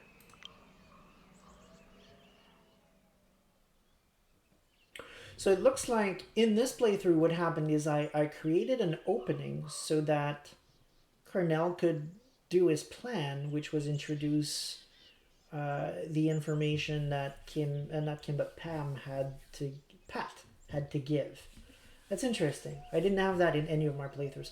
In my other playthroughs, both times actually the same thing happened, and that's why I thought that was kind of an obligatory path, but turns out it's not. In both of those playthroughs, I made a speech, despite approaching things very differently. I ended up climbing on a stump and talking to the press, being filmed on TV, making a speech, having no idea what the heck I was talking about. Interesting. When I was on the road to the village and nobody could see me, I doubled over and vomited. I always felt violently sick when there was too much to process at once. In the whole commotion, I lost Anya and Bartek from my sight. I was alone, or so I thought. Press is neutral. Hey, are you alright? A voice behind me said, and I jumped. A woman was walking toward me. I said nothing, I was fine, or it was too much. Terraria says, you were also distracting the reporters from taking pictures of the riot that just happened. Very true, actually. Very, very true.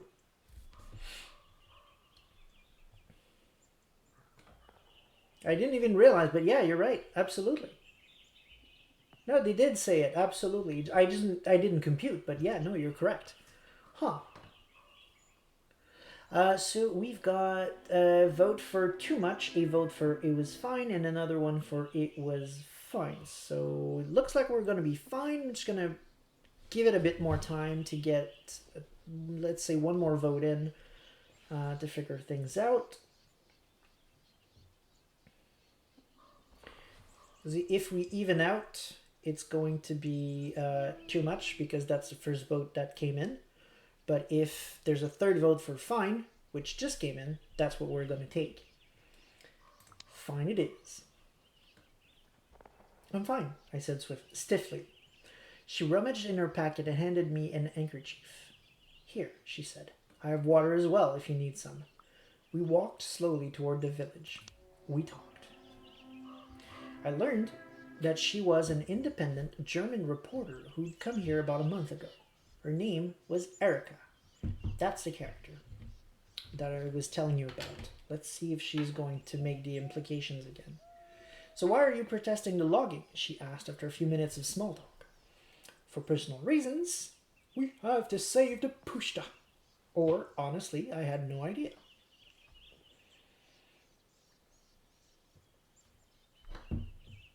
From what I gathered, some people don't have this scene. And I have no idea how it can happen because this is now my third playthrough where once I leave the protest, Erica catches up with me. I don't know how to make it happen that this scene does not happen. I've been on Olga's side. I've been on Cornell's side. I have rioted with Olga. I have made speeches, and now we have smoked this a worm stick with the press. I've done this scene 3 different ways now, and still I'm getting to talk with Erica. I'm gonna ask the chat, because I know some of you have played this game before as well. In your experience, have you also had this conversation with Erica when leaving the chapter? We don't need to talk into details yet because I don't want to spoil, but I'm just curious to see if this is a scene that you've seen in all of your playthroughs as well. Senel says she had it. Okay. Okay, Nomad says 1 out of 2 times. Okay, so definitely it's a thing. And Jean Tess says got it. So it looks like it's a scene that happens a lot, but not necessarily. And Terraria, of course, says haven't seen her because I haven't played. Yes, of course. If you have a moment, Nomad, I'd be curious to hear your take if you remember, like, what did you do? What was different in your playthrough where Erica wasn't there? Like, did you have no scene at all? Was it something else entirely? Another character that joined up with you, and what actions did you take that you think led to a different outcome? Just out of curiosity. Now, as for the votes, we have personal reasons. We have personal reasons again, and we have Pushta. So on a tie, we're still going for personal reasons. So, right, there's no point in waiting. And Jean voted for no idea. Right, before. Okay. So we've got all the votes, essentially. Okay, so I'm gonna give time for Nomad to... Yeah, she first, correct. Right, okay. So Terra is telling me that the first vote was actually for new idea. True. But no idea isn't tied right now. Personal has 2, no idea has 1, and Pushta has 1. Trying to get 3 things with 2 hands. So if, for example, the no idea had gotten a second vote, then no idea would go there. Yeah, exactly. So okay. Jean said no idea. Nomad said personal reason. Terraria said personal reason. And Stenil said Pushta. So we've got 2 for personal reasons. We don't have a tie, so I don't need to look at whichever came first.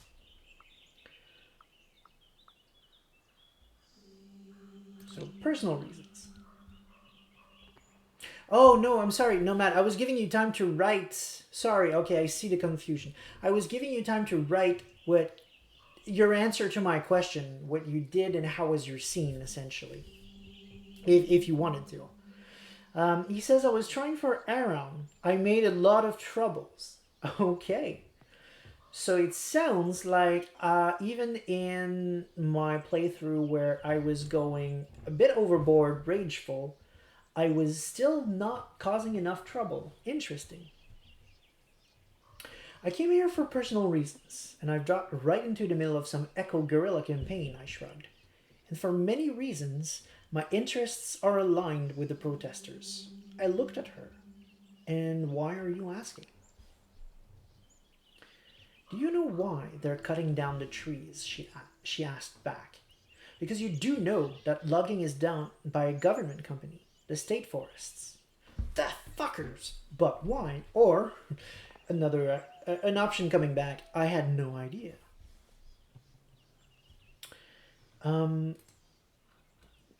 Okay, so we're not there yet in terms of the key thing she's saying later on.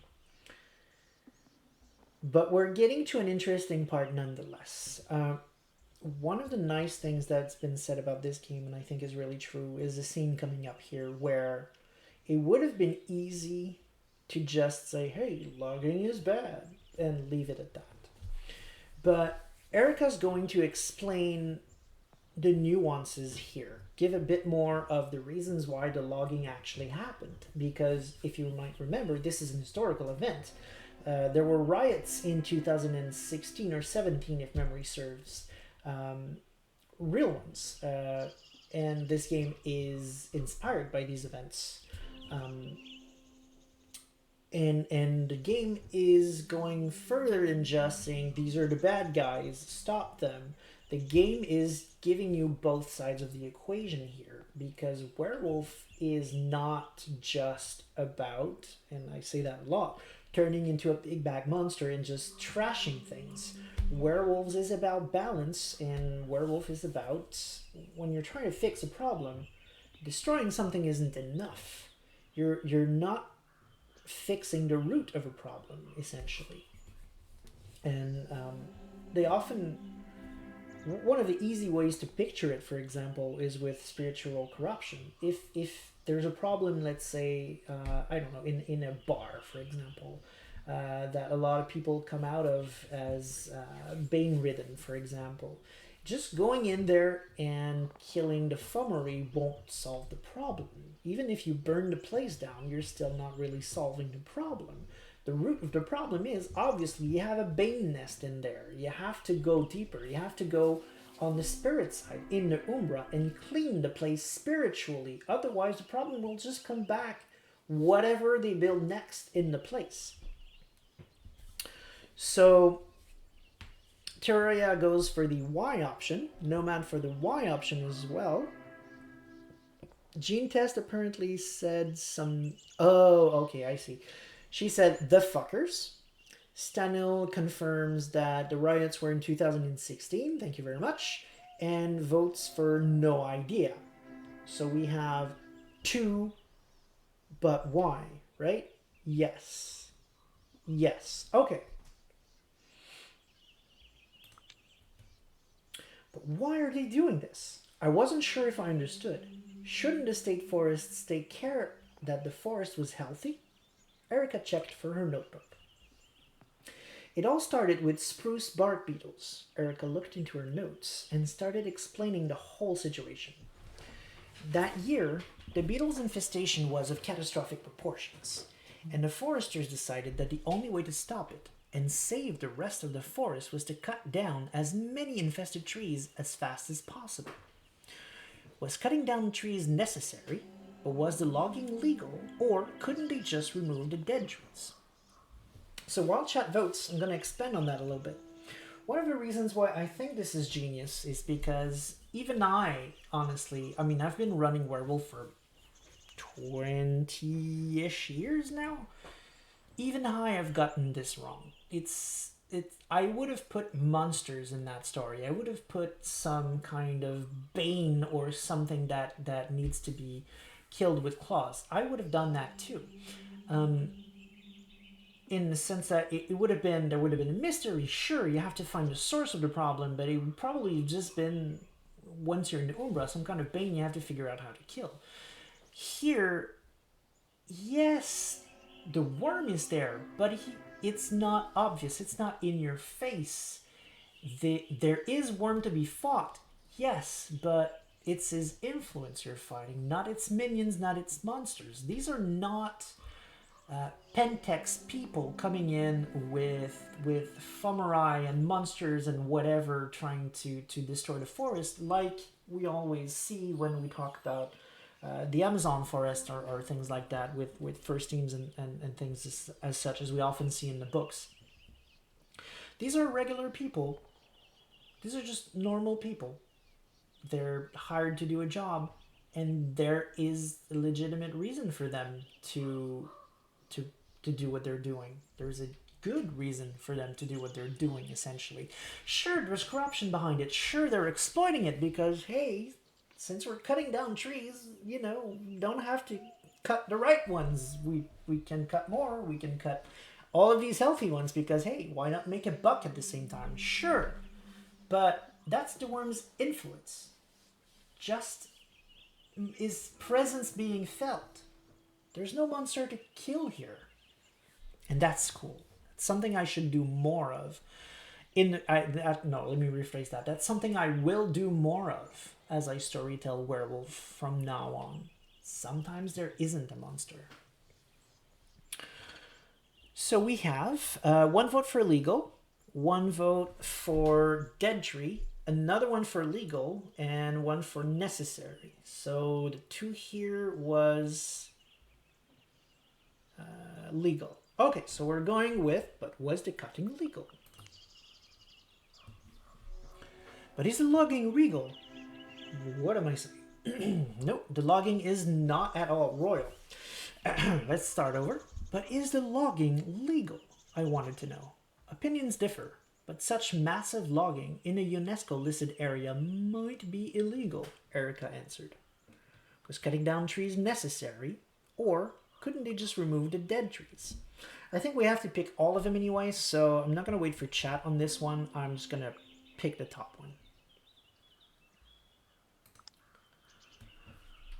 Is cutting down trees the only way to stop the infestation? I asked, confused. The foresters state that this is the only way, she said.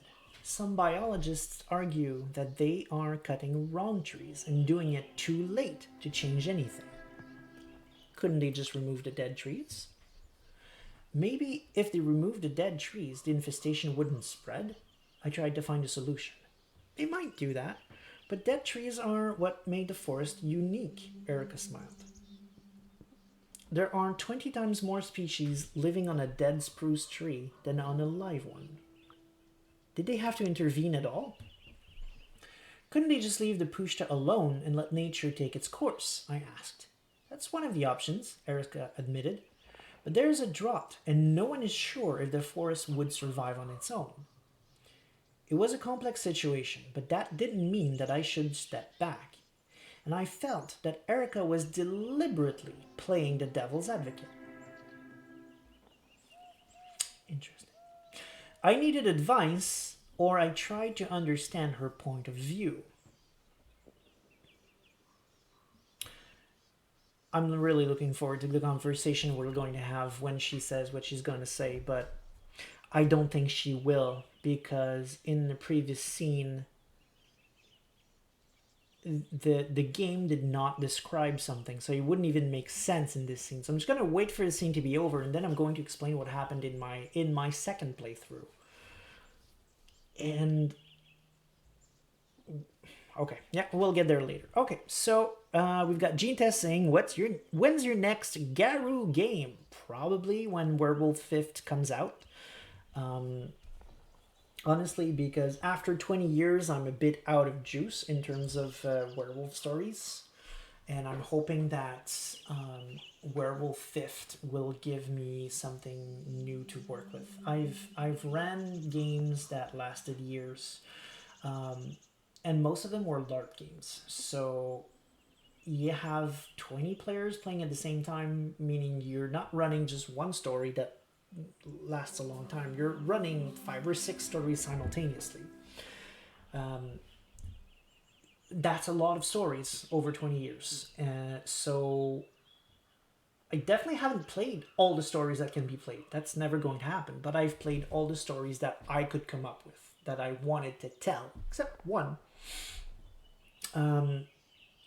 But that's probably not going to happen because that would be another LARP, and I just don't have enough time in my life to start another LARP right now. But I might do a couple of one-shots in Werewolf 5th edition, just to try it, just to get a feel for the new edition, and I'm pretty sure they're going to change things. We're going to talk about that soon when we get to Chapter 4. And I'm very, very sure new ideas are going to come from that. So we have 1 vote for advice, 1 vote for tried, another for advice, another for advice. Sanil says, not true! We never got to the black spiral. Yeah, right. She's referring to a game, a werewolf game that I did once with both Stanil and Nomad, and eventually I ran out of not creative juices, but I ran out of I guess moral juice. I was just drained at that time. My job was taking a lot out of me, and I just couldn't keep role playing. I just couldn't keep running this game. And I put a stop to it early on, and still regret it to this day. It was a blast. I liked this game. One of the rare werewolves games that I ran that it was tabletop, so just with one pack, one small group of people instead of big LARP thing. I really loved it, but I couldn't. I did not have the energy at the time to continue. Stanil says, understandable, but very, very sad. I agree, and running stories, I miss that a lot. And that's why I'm starting to lean towards shorter stories, not big campaigns. Like I'm running Star Trek right now. My Star Trek game, I believe we had 4 missions in a year. So that was 4 short stories of about 3 sessions each. It's not a lot in a year, but it's something that is manageable in everyone's lives in 2020, 2019-ish. Because we're all super busy now. That's how the world is, and we don't have time ever anymore. So I feel that is something that is self-contained enough that I can manage that without draining my batteries. So what I'm likely to do is do that, but with Werewolf. I'm going to start doing that more. Follow my inspiration. Because right now, for example, I bought this book about 2 days ago, The Witcher, and I've already got a game ready to go. Like, literally, I've read the book, 80% of the book yesterday. I was inspired, I already have a story, and I'm ready to play. So I will probably be doing that with Witcher in a couple of weeks with a few friends, and I will clearly do the same thing with Werewolf. So it's not going to be an ongoing chronicle, like be there each week. It's going to be, this is one story I can run for you, and I'm going to make another one later on, and you can keep your characters between each of them. So we're definitely looking at the chat, but I'm looking at Stanil here, and I'm looking at Nomad here. We're going to, well, it's easier, I guess, if I look at the camera. We're going to play again. It's going to happen. It's going to be in W5. It's just not going to be a weekly game. It's going to be something we can do in a month, maybe. But we're going to do that a couple of times each year. We're going to get back in these characters, and we're going to live through one awesome story. Okay, so Gene Test says Star Trek, and Stenil says play. Well, okay, sure. You're right. I should play. So we were going with advice. Yes. Stanil is barking at me to keep playing. Oh, unless you mean we'll be playing Werewolf. You're not saying get back to this game. You're saying we're going to play Werewolf together. Yeah. And that's one of the other cool things I think with the concept of having several 1/2/3 shots, essentially. You can play it with several groups. It's fine. You can do the same story with several people. And I think I want to try that. I think I want to do that. I'd like, for example, to play with the gang I'm playing now with Terraria and Shoban and so on. I'd like to eventually probably try the Witcher story that I came up with yesterday. I'd like to try Werewolf 5th with them, for example. Terraria says, here's the thing. There can't be new life without death. And without death, you get into Weaver Taints and the plot of the Lego movie. Nice. Right. Okay, cool. That got deep. But yeah, absolutely. That's actually one of the themes of Werewolf. That's... Okay, I'm not going to get into too much of that because I could talk for an hour about this, but that's exactly what the Triad is all about in Werewolf. The worm is there to destroy things, to make space for new things. Keep it at that, but that's really essential. Terria says, so the beetles aren't really bad. What beetle are we talking about here? Is there anything in the text that has to do with beetle? I'm not seeing it, but I'm going to give time to Terraria to specify what he's talking so I can maybe comment on that, but right now I'm not following. And Gene Test says, really, you talk for an hour? No, I talk for 2 hours. Right now it's 9. I'm not even done with the shortest chapter in the game because I talk too much. The beetles eating at the... Oh, right. Yes, completely. Bark beetles. Yes, you're right. There's nothing wrong with those beetles. They're not bad things. They're balanced worms, so to speak, or at the very least they represent what the worm would have been back when he was balanced, before he got completely crazy, more or less, because the implication at the time when the Triad was balanced was that things just died when it was time. There was no illness, there was no infestation or anything like that. They wouldn't have happened back then when things were balanced and perfect. So the fact that you have an infestation, yes, is okay because you need to make space, but it's also kind of corrupted by the mad worm at the same time, because they're killing trees that haven't lived their lives yet. Essentially, it's not their time to die just yet. So it's a bit of both, but on the principle, you're correct, absolutely. I'm not sure what to think about it, I admitted. I could really use your advice. I'm just doing my job, Erica shrugged. I describe all aspects of the situation to you, but it's up to you to decide what you want to do. Everyone had their jobs. I nodded. That was her job. My job was to do something about the situation. At least I was sure they were cutting down the trees, and the Pushta needed my help. So now we can go with the cunning option, which I'm pretty sure that's what the chat's going to take. I laughed at her. Or low rage, what else could I do?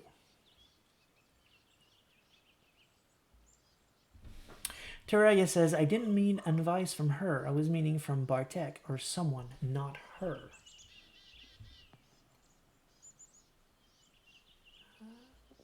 Did I misread? Legal. Nomad was...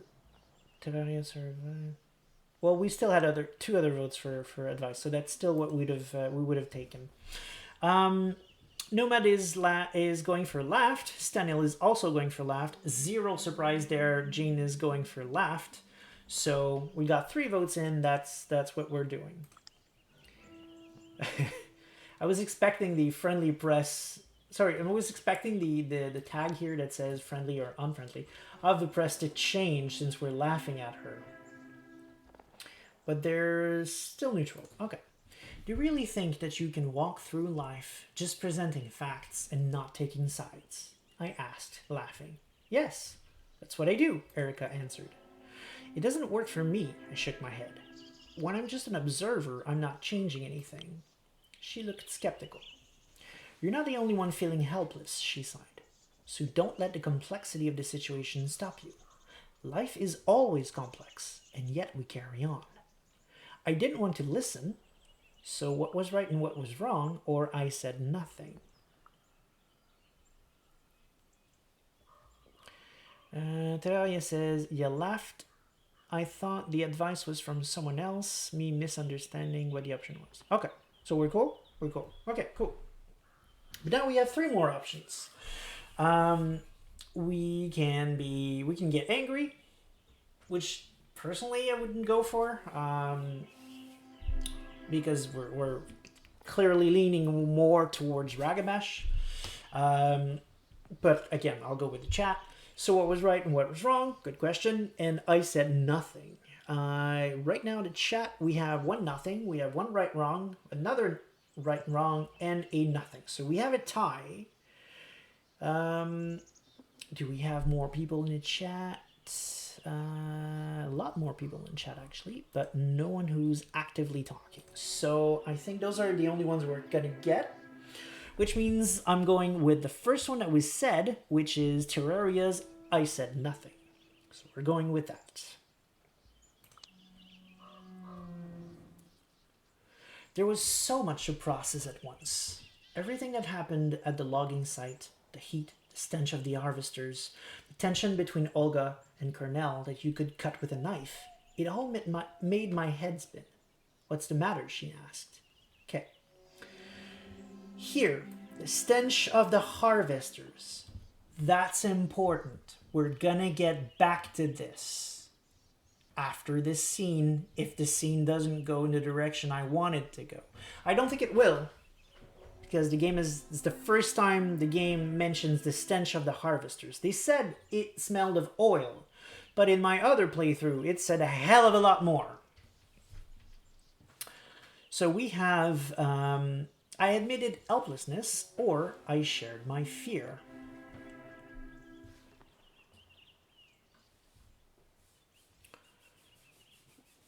Let's see what the chat votes for. Are we helpless, or are we going to share our fears? It's 3 votes in for fear, so 4 even. No, okay, someone just corrected, but still, 3 for fear, that's what we're going with. Something wasn't right with the whole situation.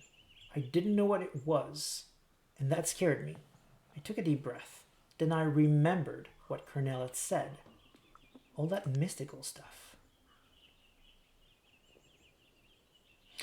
Terraria says, stench of the harvester. Yeah, I caught the oil comment. Yes, that's all they said in this playthrough. There's more. There's more to that in a different playthrough I did. I don't know if it's because we were low rage versus high rage, but yeah, there's it was different in my other plays.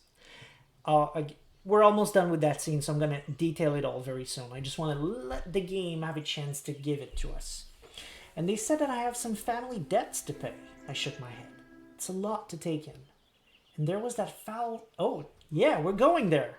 There was that foul smell back there. She looked at me with a weird expression. What smell? She asked. How come she didn't smell it? So we may have a bit of an inconsistency here, because in this playthrough, all we said was that it smelled like oil. In another playthrough, even before, in the protest, it was being more described as what we're gonna read here. You didn't smell it? The harvesters reeked of something, like meat that's been rotting in acid, only worse. I couldn't even find the words to describe it. but the memory of the foulness still clung to the back of my throat, swimming in my sinuses. She looked at me with a strange expression on her face, as though she wanted to say something, and then thought better of it.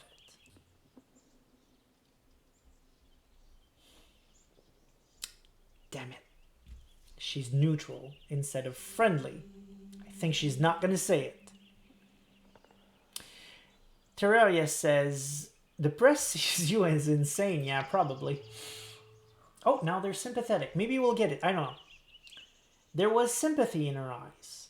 You'll learn in your own time if you stay here long enough, she said, clearly wanting to drop the topic. What did she mean? Or I let it go. I think it's time to unpack here. While the chat decides.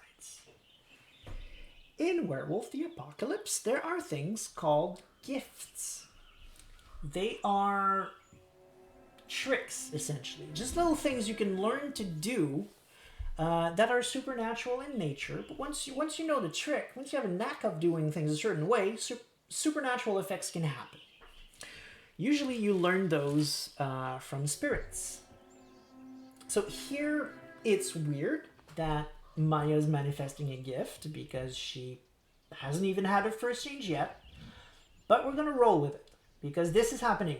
They're plugging it. And I mean, I don't see how it could be anything other than the gift known as Sense Worm. She shouldn't have access to it, but she clearly does.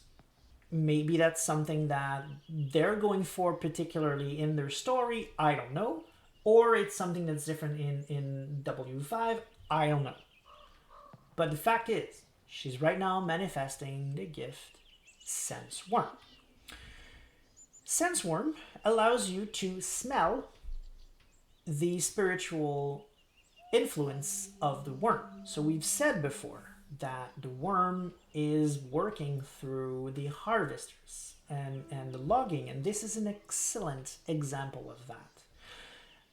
Even in my own games, as I said, even I have been using this wrong. It's obvious. You rarely need to smell the worm because it tends to be in your face. But in this game, it's useful to have it because it's not clear. They're just machines. They're just people doing their jobs.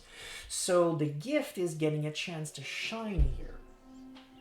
To tell you, yeah, there's some bad influence in there. There's definitely something wrong. The gift doesn't tell you more than that very much. That's what it's for. It's just there to give you a clue, a hint. Yeah, something's wrong here. Now, worm lore is complex. There's a lot I could discuss about the 9 worm urges and all of the duchies and all of that. I'm not going to get into that here, but suffice it to say, followers of the worm are divided into 12 categories. Each of them led by some kind of being called not an incarnate, but I forget the term. Maybe someone in the chat's going to find it for me, but Melgins incarnates. What you smell when you use Sense Worm is a hint, usually, of which one of the incarnates, which one of the facets of the worm is in play. So that you can have an idea even further when you're really deep in your worm lore of exactly what's happening. Is it desire? Is it violence? Is it whichever aspect is in play is going to be letting you know what kind of action maybe you want to do to counter it, or it's going to tell you what you can expect to find in terms of Banes or monsters because you know which Banes are under which Melgin incarnate.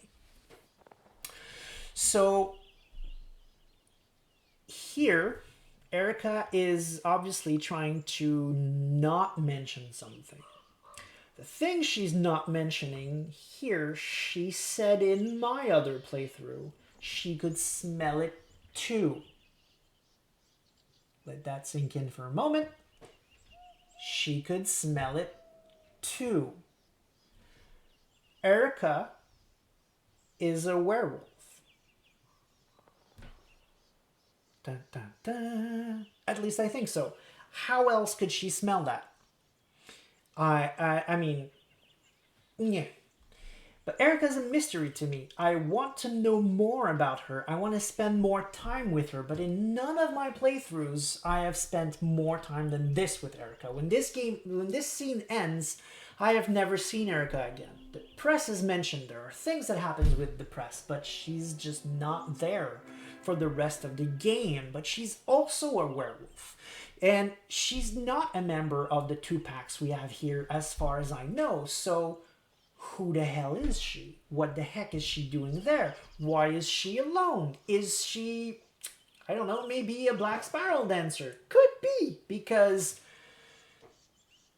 in theory, she's presenting both sides of the coin here. So she's acting as a perfect Philodux, for sure.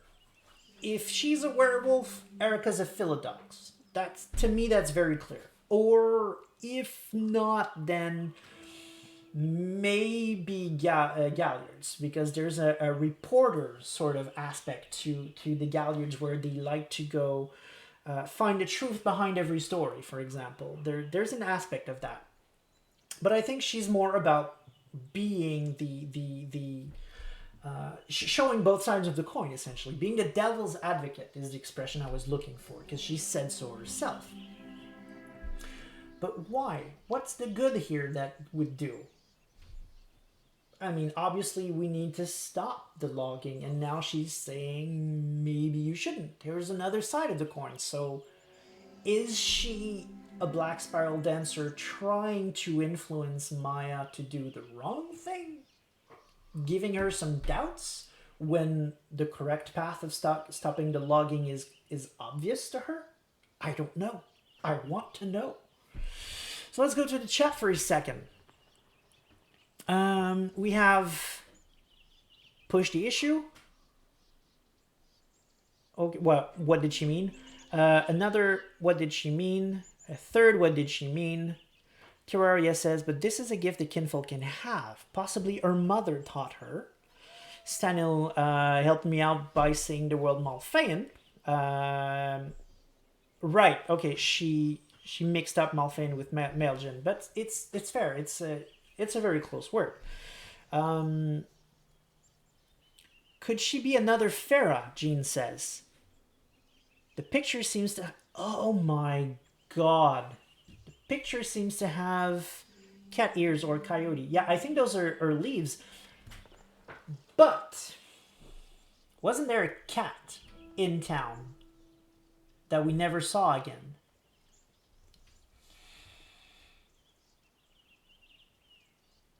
Could be, but that's actually a misconception. Okay, so there are 9 tribes of werecats. The werecats are called bastards. One of them is a Salican, and the books, I say misconception, but it's not true. It's just very unclear. Some of the books imply that the cat form of the Salicans are house cats, and others something else entirely. A race of cat that doesn't really exist, that comes from Dream, is just weird. Their nickname, one of their nicknames, if I recall correctly, is the house cats, and I think that's why people tend to think that the Salicans can turn into normal cats. But I don't believe in that theory. I can't disprove it, but I don't believe in that theory. All of the bastard tribes, all of the other ones, are large cats. Lions,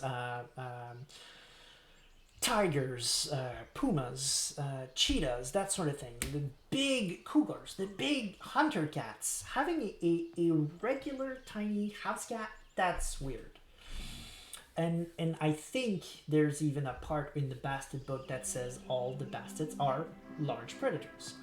I'd have to read the whole book again to be 100% sure, but I think there's a line there that says that's what they are. Because Farahs are meant to be dangerous predators mostly, aside from the Korax. The one thing that does not support my theory are the Bubasti, which are the Egyptian cat, not the ones without fur, but the typical black cat, the image of Bast, the goddess Bast, you know, the black cat head. They're that kind of cat, but all of it, not just a head. So they're also sort of a race of cat that doesn't quite exist, but they're not large. They're not big hunting cats. They're just weird mystic cats that eat burgers a lot. Long story. So it's possible that I'm wrong and that Salicans can take the form of regular cats, and it's possible that this is what they went with, and it's absolutely possible that, yeah, Erica's a freaking bastard. And there was a question here, I believe someone said, I'll read the chat properly in a second, but I think someone asked if other pharaohs have the gift Senseworm. Most of them do, if I recall correctly. I wouldn't go so far as to say they all do, but they might. But it's a pretty common gift, so I would not be surprised if Bastet had some form of it. Even though they don't believe in the worm, they have their equivalent in their own weird lore. So we have... Erica could also be a kinfolk because that is a gift that kinfolk can manifest. Erica, a glasswalker. It's possible. Usually kinfolks have their own set of gifts, but yes, they also can learn normal gifts as long as the gift does not cost rage or gnosis. And even then, there's a rare merit that you can buy on your character sheet as a kinfolk that actually does give you gnosis, and then you can use gifts that require the expenditure of gnosis. The thing is, that's freaking rare, and it's not seen positively. You're not supposed... I mean, kinfolks can't go into the Umbra, at least not easily, so they're not going to be talking to spirits to learn gifts that way. And Garous are extremely unlikely to... extremely unlikely, my pronunciation's a bit off right now, to teach a kinfolk a gift. It does happen, though. It's possible. It's just very rare. So, I mean, at this point we're thinking she might be a Bastet, so it's not really that much more of a stretch that she could be a kinfolk with the gift. Absolutely. I think Bastet is a bit more likely, strangely enough. But, yeah, it's possible.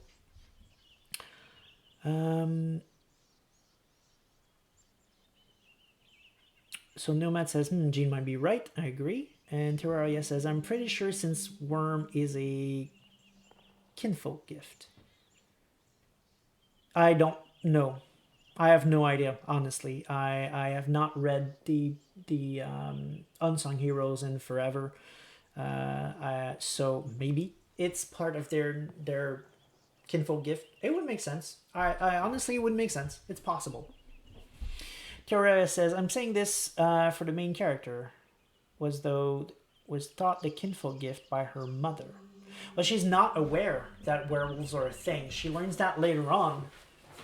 So it's not impossible, I suppose, depending on how her grandfather or mother, because they were both aware, I think, presented the information.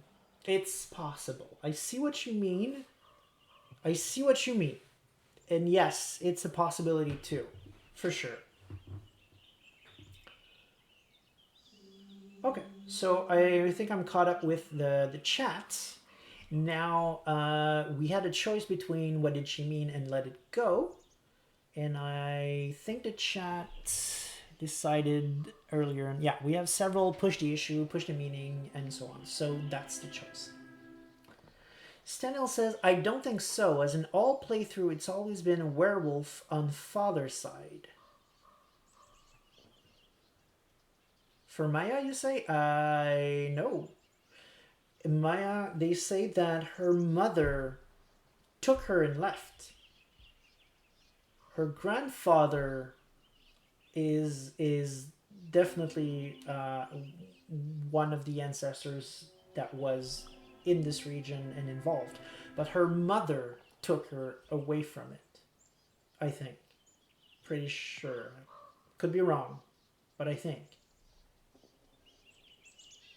Oh, unless the mother was a kinfolk and took her out of there, and her father. Oh, it could no. Okay, no. I'm sorry. You may have something actually. I think I've extrapolated too much. Yeah, Jinta says could be paternal grandfather. You're both correct. That makes sense. That makes a lot more sense actually. Yeah, Senil says took her from her father. Yeah, no, that makes a lot more sense for a kinfolk to take her child and leave than a werewolf to reject the Garou life. Yeah, no, you're right. That makes a lot more sense. I think you're right. Father, yeah, werewolf on the father's side. Yeah, absolutely. Protecting her from werewolf life, says Daniel. Yeah, you're correct. That's absolutely what happened. Makes too much more sense that way. Terraria says, I'm saying her kinfolk mother taught her since Senseworm, Staniel, and thus the kinfolk mother taught her Senseworm. It's possible. If the mother knows the gift as a kin, she might at some point in her life say, hey kid, let me show you this neat trick I figured out. And when you smell this, you should run. There are bad things coming. There, some of your aunts or some such say, oh, I can read the future in tea leaves or whatever. There's a way to present it that might make sense, and that would allow you to master this trick without necessarily learning about werewolves. It's possible. It's very possible. So, we had voted for what did she mean, so let's do that. What do you mean? I asked, getting irritated. I just told you. You'll learn in time. Or not at all. Which would frankly be better. Anyway, gotta run. As I watched her leave, I thought that whatever was my family legacy... Sorry, I misread again. I thought that whatever was my family legacy had surely manifested itself that day. I think there's a word missing somewhere. I guess I'd made some progress. Hint updated. I decided to pay my family's debt. I jumped right into the middle of a very tense situation and at the very least upset the status quo. I just hoped I hadn't made things worse. I walked on in silence. Sentinel says, maybe, but I don't think the mother is kinfolk or want her daughter to know about werewolves if she was aware in the first place. I agree. I mean, it's possible, so I'm giving points to Terraria for the theory. The theory is possible, but personally I think that yes, the mother is kin, but I don't think that's where she got the gift from. Could be, but I don't think that's where. Still, right now, that's the only thing that makes sense, so... time to regroup. When I opened the door, I found Anya and Bartek sitting on Anya's bed. They were a little flustered and were nonchalantly trying to look like I hadn't interrupted anything. We so shipped them, guys. We so shipped them. Sorry, once again. Back. We so shipped them, mates. I have to stop saying guys. It's not cool. We lost sight of you, Bartek said apologetically. I'm glad you made it back in one piece. So how was your day? Anya asked. I had a chat with a reporter. I learned a lot. I met a lot of new people. I shrugged. Okay. Terraria says, yeah, just a theory. Yeah, it is what it is. I mean, but again, it's the best one we have so far. So until we get something else to work with, so far your theory absolutely wins. We have a vote for shrug, keep secrets. A vote for chat with reporters. To be clear, I think a shrug is I'm not going to talk about it, and those three options we can choose any one of them in the sense that if we click this one, for example, there's going to be a conversation, and the other two we didn't pick will come back. This is just the skip it, let's not go over the day again, essentially, option.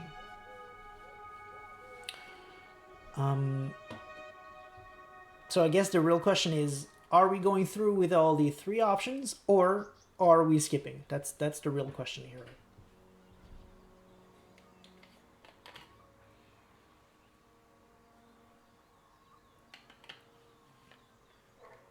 Oh shit, Genome's in my chat. Hey man. Have not seen you in a while. Did you just get here? Were you there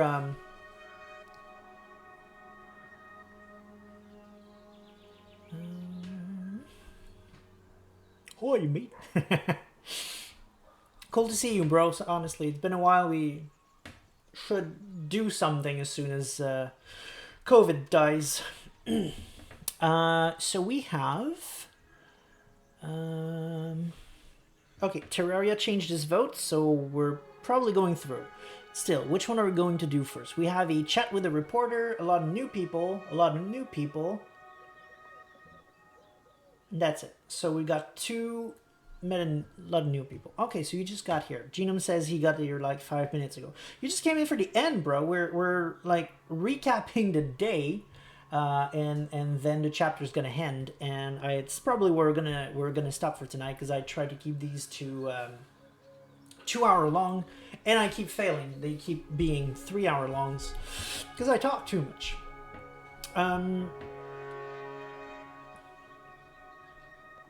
Okay, so we have another chat with the reporter. Okay, so now we've got a tie. So reporter was the first one that came in, so I'm gonna go with that option.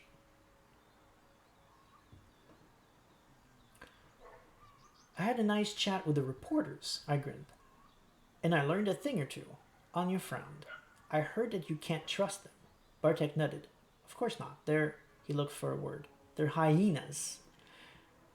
I never said I did, I winked. Oh my god. Were hyenas are also a thing, but I don't think Bartek is aware of the supernatural world. So after this entire conversation about maybe Erica is a werecat, I'm not going to start one about is she a were-hyena, which, by the way, they're not Bastet. I know they're in the Bastet book, but the Ajaba are not the same thing as a Bastet. They're pretty cool, super awesome. I really wish one day to get their whole book to themselves, because there's a lot more to be said about the Ajabas. But no, they're not the same thing. Genome says, yeah, I was doing my homework before heading to any kind of entertainment. Started my nursing classes last week. Yeah, man, I saw that. Cool. I'm glad to be your entertainment for the next 10 minutes or so. Congrats on the nursing class. May you be glorious. Well said, Gene. Absolutely well said. Back to our conversation, though. There's something interesting here that's happening. So those are the 2 options we didn't take, and we can still skip the conversation if we like. But something else happened. We can also agree with Bartek. That is pretty cool. Very curious. I'm still going to go with the chat here. Are we going to give Bartek a point, or we're going with the other 2 subjects? Terraria says, my fault for it going long this week. 45 minutes of talking about sexuality. Well, I can't say you're wrong, but I'm not going to say it's your fault, because it's not a bad thing. That's why we're here. We're here to talk Werewolf, and that's what we're doing. We're also here to break apart this game and figure out where they're going with Werewolf 5th Edition. And we've done that. It's fine. I mean, as long as we don't go much over 3 hours, I'm okay with it. I aim for 2, but I'm fine as long as we don't really go too long after 3.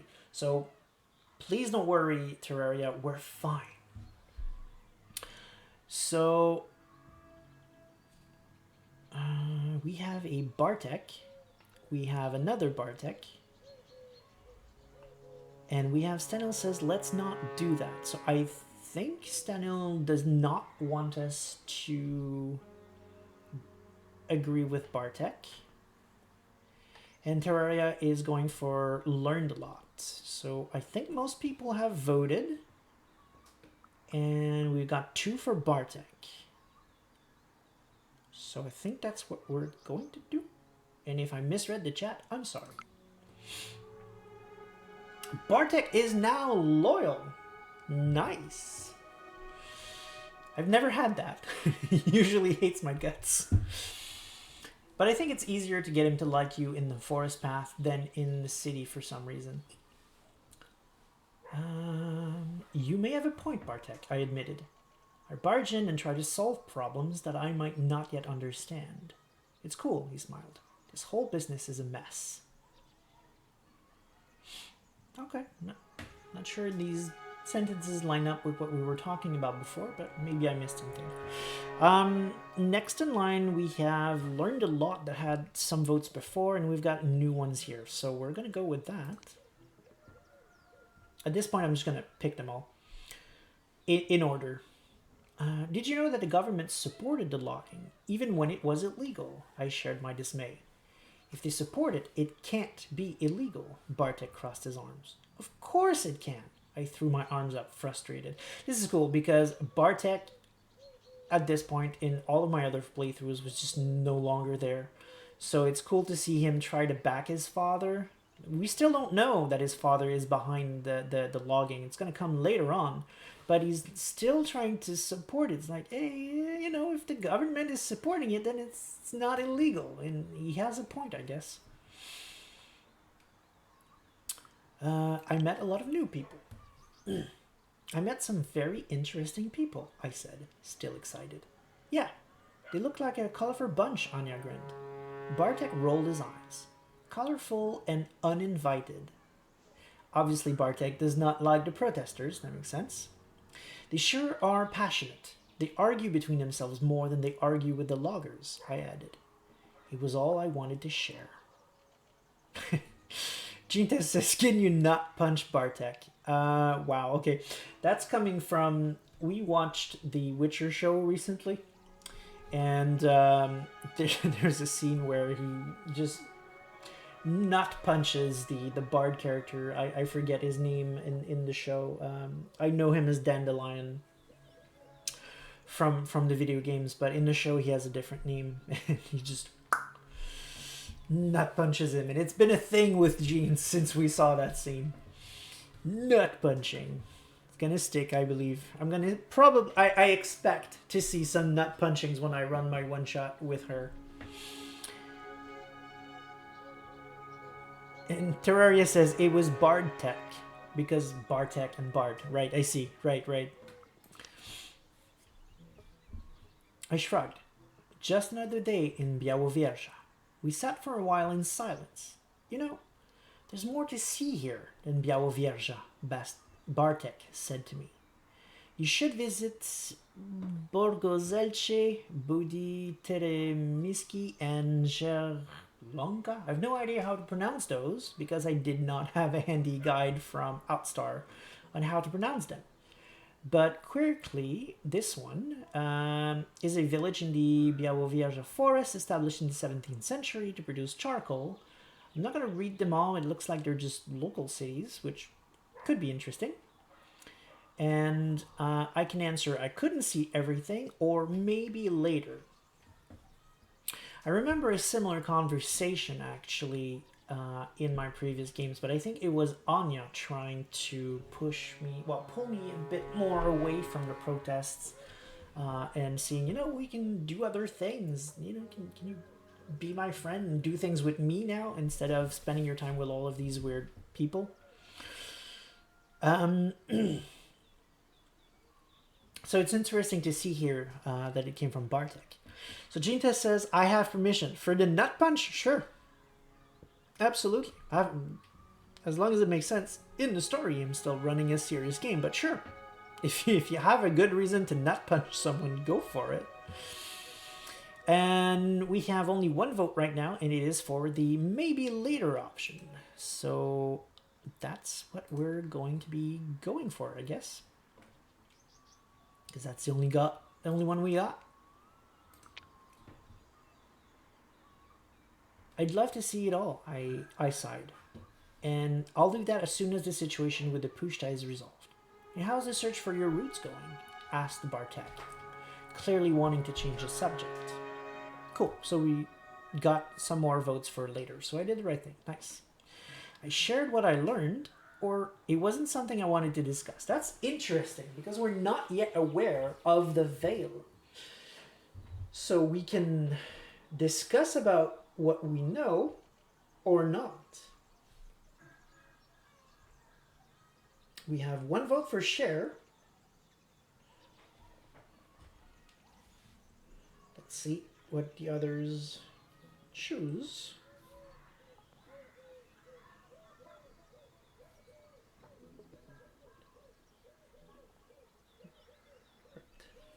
Sorry, my phone shaked. I just wanted to make sure it wasn't something important. Well, the chat voted. So everyone is going for share. So that's we're gonna do. Terraria says Bartek Veil and get your friends killed. Okay, break the veil and get your friends killed. Yep, that's what we're going with. It seems that my ancestors lived around the forest for a long time, I said, and there are some kind of debts to be paid. Wow, Anya looked impressed. Honestly, I'm not sure what to think, but if you need something, just let me know. I was tired. I just sat there looking through the window. The day's been full on and I was exhausted. I didn't notice when I fell asleep. I can do anything. It's quiet now, yet I know deep down inside that something isn't right. We have another vision here. We can run, we can keep walking, or we can sneak. Terraria says check character sheet before going to next chapter. Sure. So we're full in cunning. We got a bit of analytical and spiritual.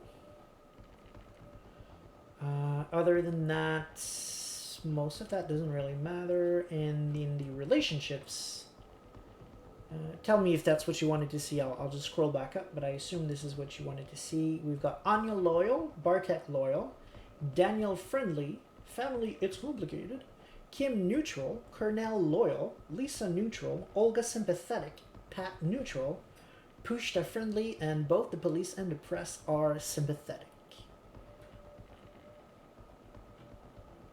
And just in case this is what you wanted to see, we've got goal, learn your family history. And so far we know that people were scared of my family. Were the visions of blood and fire showing something that my ancestors did years ago? We've got the forest recognized me because it used to know my family for a long time. What was the connection? And a new one is I decided to pay my family's debts and joined the logging protests. The result would yet to be seen. So we have sneak, walking, and sneak because you're Ragabash, and another sneak. So yep, I agree, we're sneaking. I'm sneaking through the forest to the logging site. It's getting dark. The light seeps away as though there are millions of tiny punch holes in the sky through which it can escape.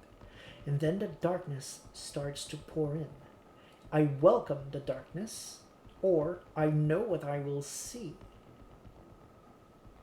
That symbol on the Krynos elbow. Oh shit.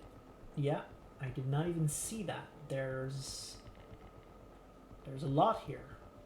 I think that's one of the worm symbols. Is my chronicle... Okay. Give me a second. I'll be right back.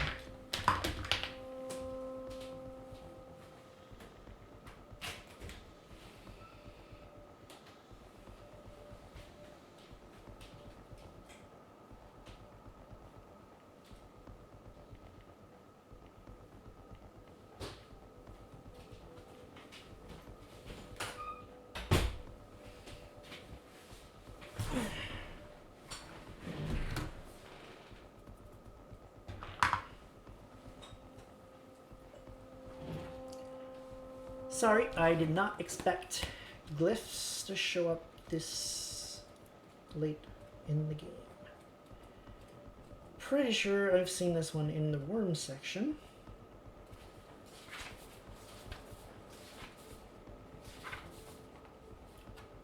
Okay, so this one right there is this one right here. The worm. Okay, this direction. The worm. This is bad. This is very bad, people. This is one of the auspices. I suppose that would be around.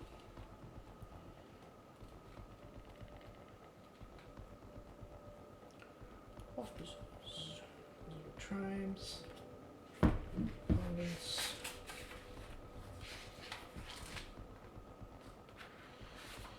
Where are the glyphs for the auspices? Should be close by. Here we go. Yeah, around. And hello darkness, my old friend, I've come to talk with you again. Jinta says Galliard. No, honestly, I have it in front of my eyes. I'm sorry, but that's Aaron. Gnome says that second one is Aaron. I got it tattooed on my shoulder blade. It is Aaron. Yes, I agree. It is. That can be a lot of things, though.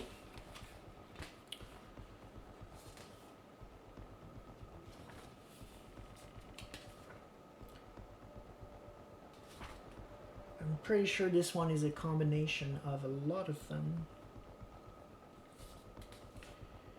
Although it could be something inside of Luna, because the glyph for Luna looks like that a bit.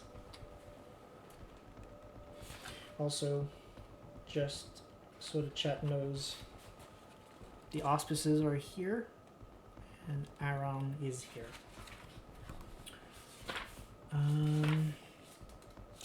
What's weird is that this bit there kind of feels like the Black Fury. Just, you know, the I'm trying to, that round part there being crossed by another bit that reminds me of that, but this should be more like, as we can see here, there's supposed to be like a bend that's not here, so it's different. I mean, obviously it's not Black Fury, but it could have been inspired by or something that's relevant to that. So I'm not going to spend all day on it, but I'm thinking we probably have a BSD there, a Black Spiral Dancer right there. Okay, moving on, because that could take a while, but good catch. I believe it was Terraria that pointed out that there were glyphs. Good catch. I did not even notice that. This is a common one. I know this one. I can't say what it is, but this one I recognize. Okay, cool. Moving on anyway. So I take Terraria's Hello Darkness, my old friend, to be that he's welcoming darkness. I think that's... No, Gene Test also went with darkness. So in the interest of finishing soon, I'm going to go with darkness. I'm going to pick the first one that I see in the chat for the rest of the stream, because it's already almost 3 hours. It's thick, oily, snake-like. It wraps around my ankles, caresses my wrists, then takes my hand and leads me to the site. It's full of maimed bodies. They are all trees, fallen trees, still alive, still struggling for air, and there's the stench. I see movement in the darkness, but I'm not alone. Wilderness, the one you remembered. Okay, this one there was Wilderness. Okay, cool. That one's familiar too, but I can't put my finger on it. And I'm super curious about that one because it's clearly a mix of two. I don't know. Terraria votes for I Am Not Alone. So we have Worm, Aram, Wilderness. So many more. It's a mix for sure. Yeah, I agree.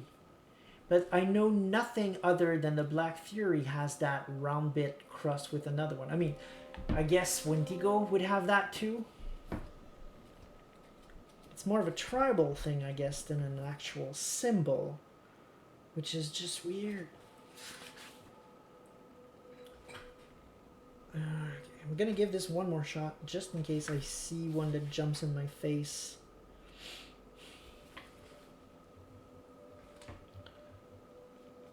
And then I'm moving on. Just gonna quickly. Nope, that's not it.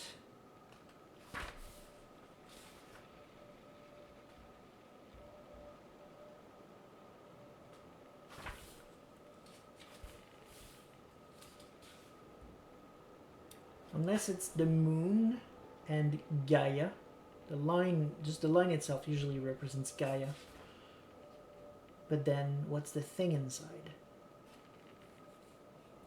Look a bit like Umbral Real. And Jean says stench.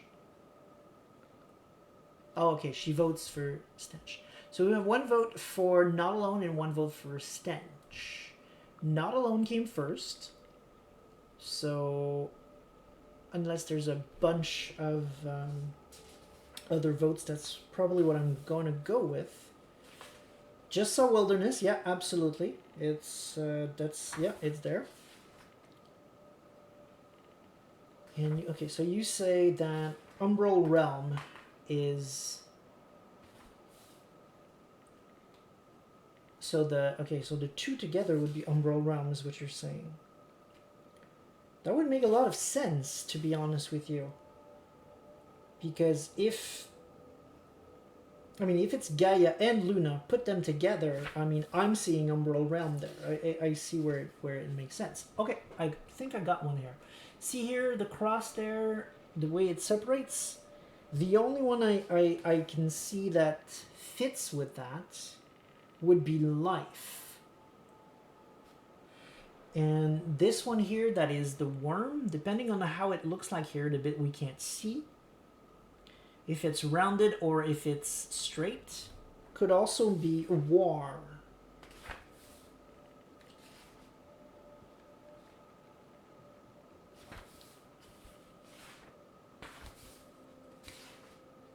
Okay. Alright, I looked at all of them, and that's all I've got. So I'm going to stop here for the glyphs, but that was cool. I'm glad that we noticed it, and I had a shot at least looking them for a bit. So Terra says we have 2 for each. Also, Stenel says, but not exactly. So it's not exactly the realm one. I agree, because I don't remember any glyph being exactly that. Genome says the 3rd glyph really looks like the Eater of Souls glyph. Did a bit of research. Okay, let's go back in since we have something new to look at.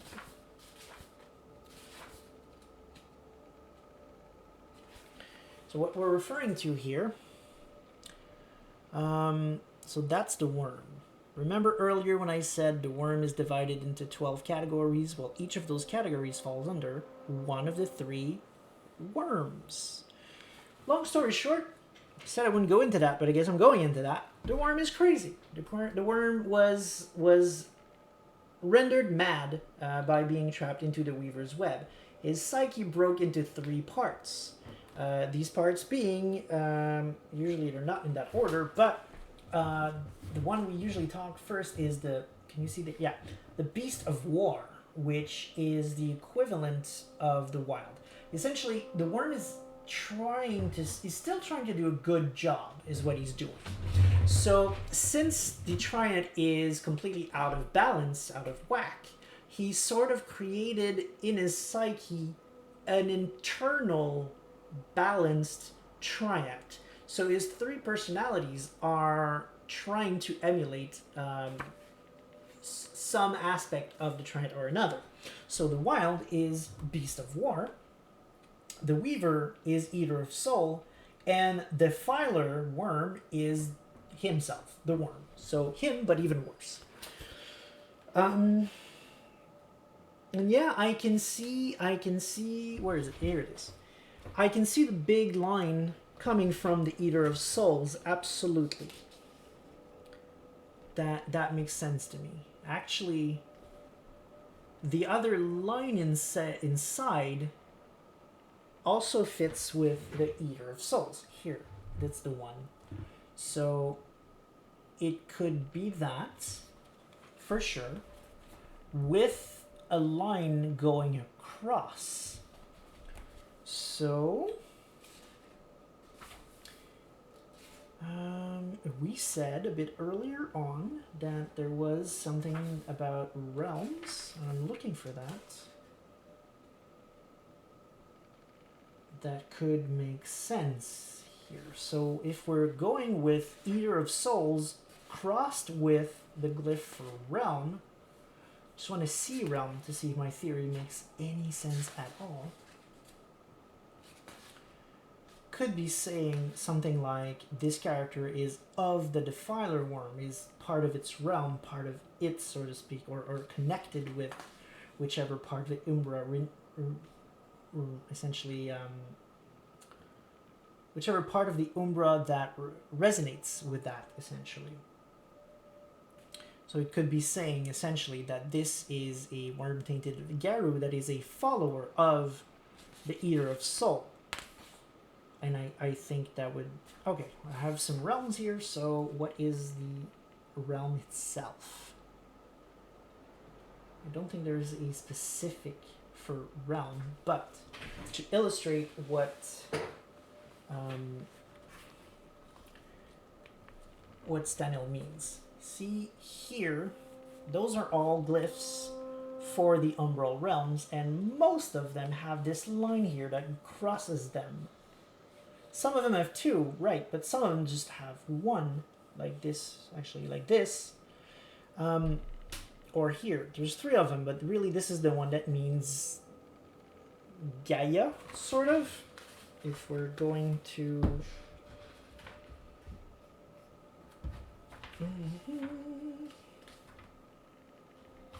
See? Gaia.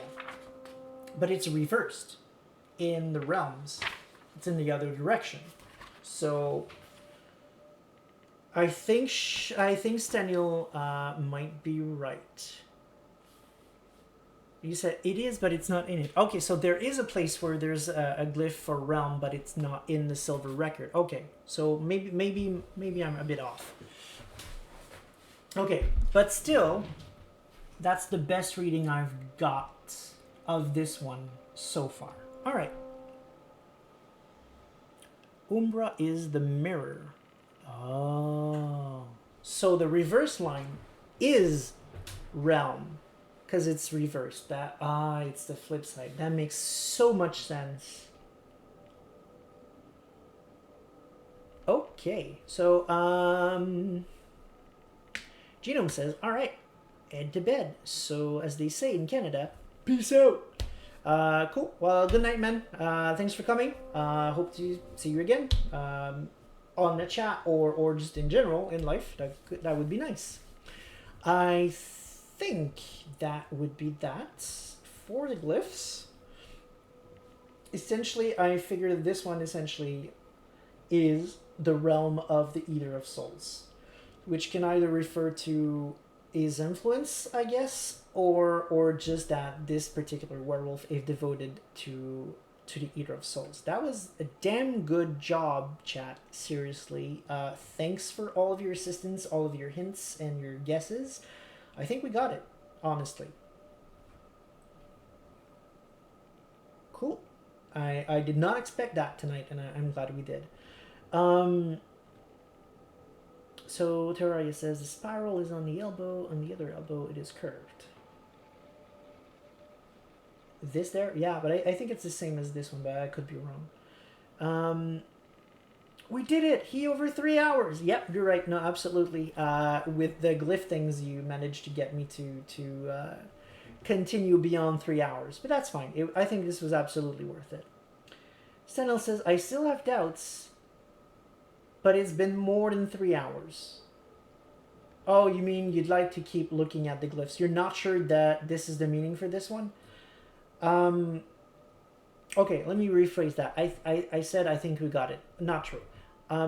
What I meant to say is I think we've got as much as we're going to, but we can absolutely keep looking for sure. And I welcome you to take a screenshot if you want, and we can absolutely discuss what this means later on. And I can absolutely next week get back when the stream begins and start with talking about glyphs, which I don't think I've done actually. I don't think I've explained glyphs all that much on the stream yet, so it might be something worth doing, and at the same time we can probably tell what it is for sure. So please, let's do that.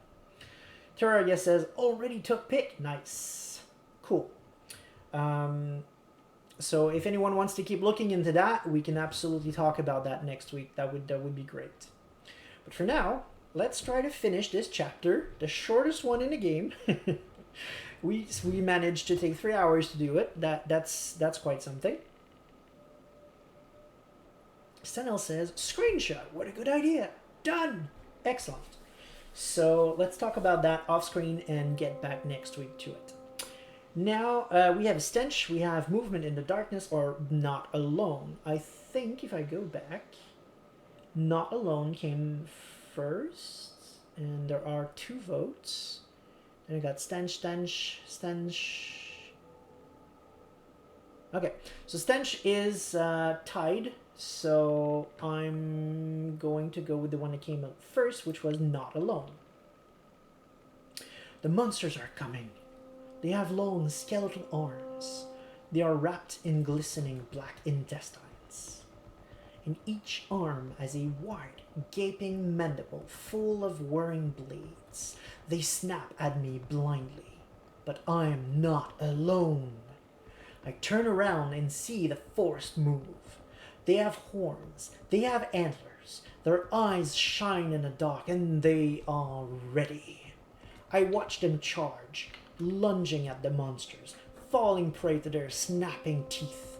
I feel their anger wash over me, fill me with rage, and I rush to join them.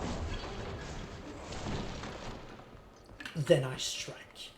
Only when I know the enemy's weakness do I strike. I move unseen and unstoppable, breaking necks, tearing at arteries, ending lives. And I'm the only one laughing. Then I wake up. This is very disturbing because I don't know if we're laughing because we're just weird and Ragabash, or considering the image and the fact that we seem to be pretty much enjoying ending lives. I'm wondering if we're to be the Black Spiral Dancer right now. Is there a path to play where we are Black Spiral Dancers in this game? I don't know. Wow. I mean, if we can, that would be something, especially with the theory, because we had a theory earlier that Erica was a Bastet, but before that, my personal theory was that she was a Black Spiral Dancer. So maybe it's possible, because most of these dreams are visions-ish, and in several of my playthroughs, some of these dreams and visions actually happened later on in my playthrough. So maybe there's a way for this to happen, for Maya to become a Black Spiral. I'm mind blown right now. Terraria says, at least we will be sure that everyone will be done before you get to chapter 4, so you can go full spoilers for it. Terraria also says, laughing is a theme of this game. Yeah, this playthrough anyway. Probably because we've gone full Ragabash. In my other playthroughs, that really wasn't a thing. I gasped and bolted upright. I was alone. The sun was setting, and in the deep red light, the room looked like it was bathed in blood. My pillow and duvet were on the ground, and I was sweating bullets. I looked at my legs. When did they become so hairy? I could have sworn I'd shaved them that morning. Are we first changing earlier than supposed to? Is this happening right now? I mean, the first change should be more violent than that, so no, I think that's still part of the vision. It's gotta be. It's gotta be still part of the vision.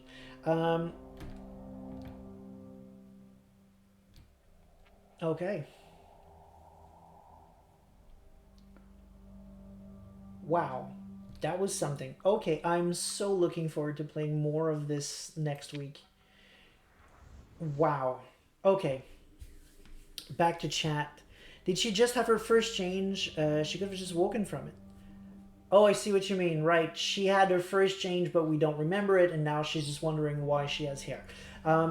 It's possible, but if that's what happened, for her legs to be suddenly hairy, instead of her natural state being shaved in homage, she'd have to be glabro.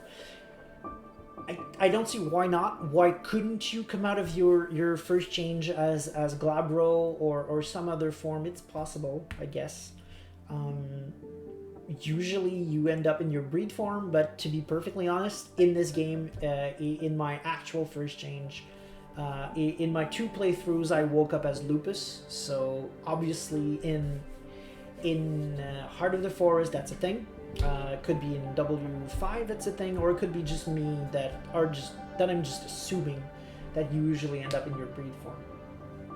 My logic is that to be in another form, it has to be a conscious decision, essentially, because when you stop believing yourself a wolf, essentially, because shapeshifting is a lot about pretending. You have to believe yourself to be a wolf and roleplay, so to speak, to be a wolf, and the change takes you there. Once you stop this, when you just revert to feeling and being and acting as yourself, you're just going to drop back into your breed form. You don't need to roll for it, it just happens. So my thinking is, if you're not in frenzy, which is what you're in when you're going through your first change, and you don't even know you can shapeshift, how can you be something other than your breed form? That's my thinking. I can absolutely be wrong. That's just my thinking. Okay, so chat, we're up to date with chat, so I'm gonna stop it there for tonight. That's plenty enough. We ran for 3 hours and 13 minutes on the shortest chapter in the game. That's pretty cool, actually. I'm very happy about it. We had a lot of great conversation tonight. It was a lot of that was way on me, actually. The things about the blanket statements in the core books. That's really something I hope that they don't do in W5. I want W5 to start with the nuances.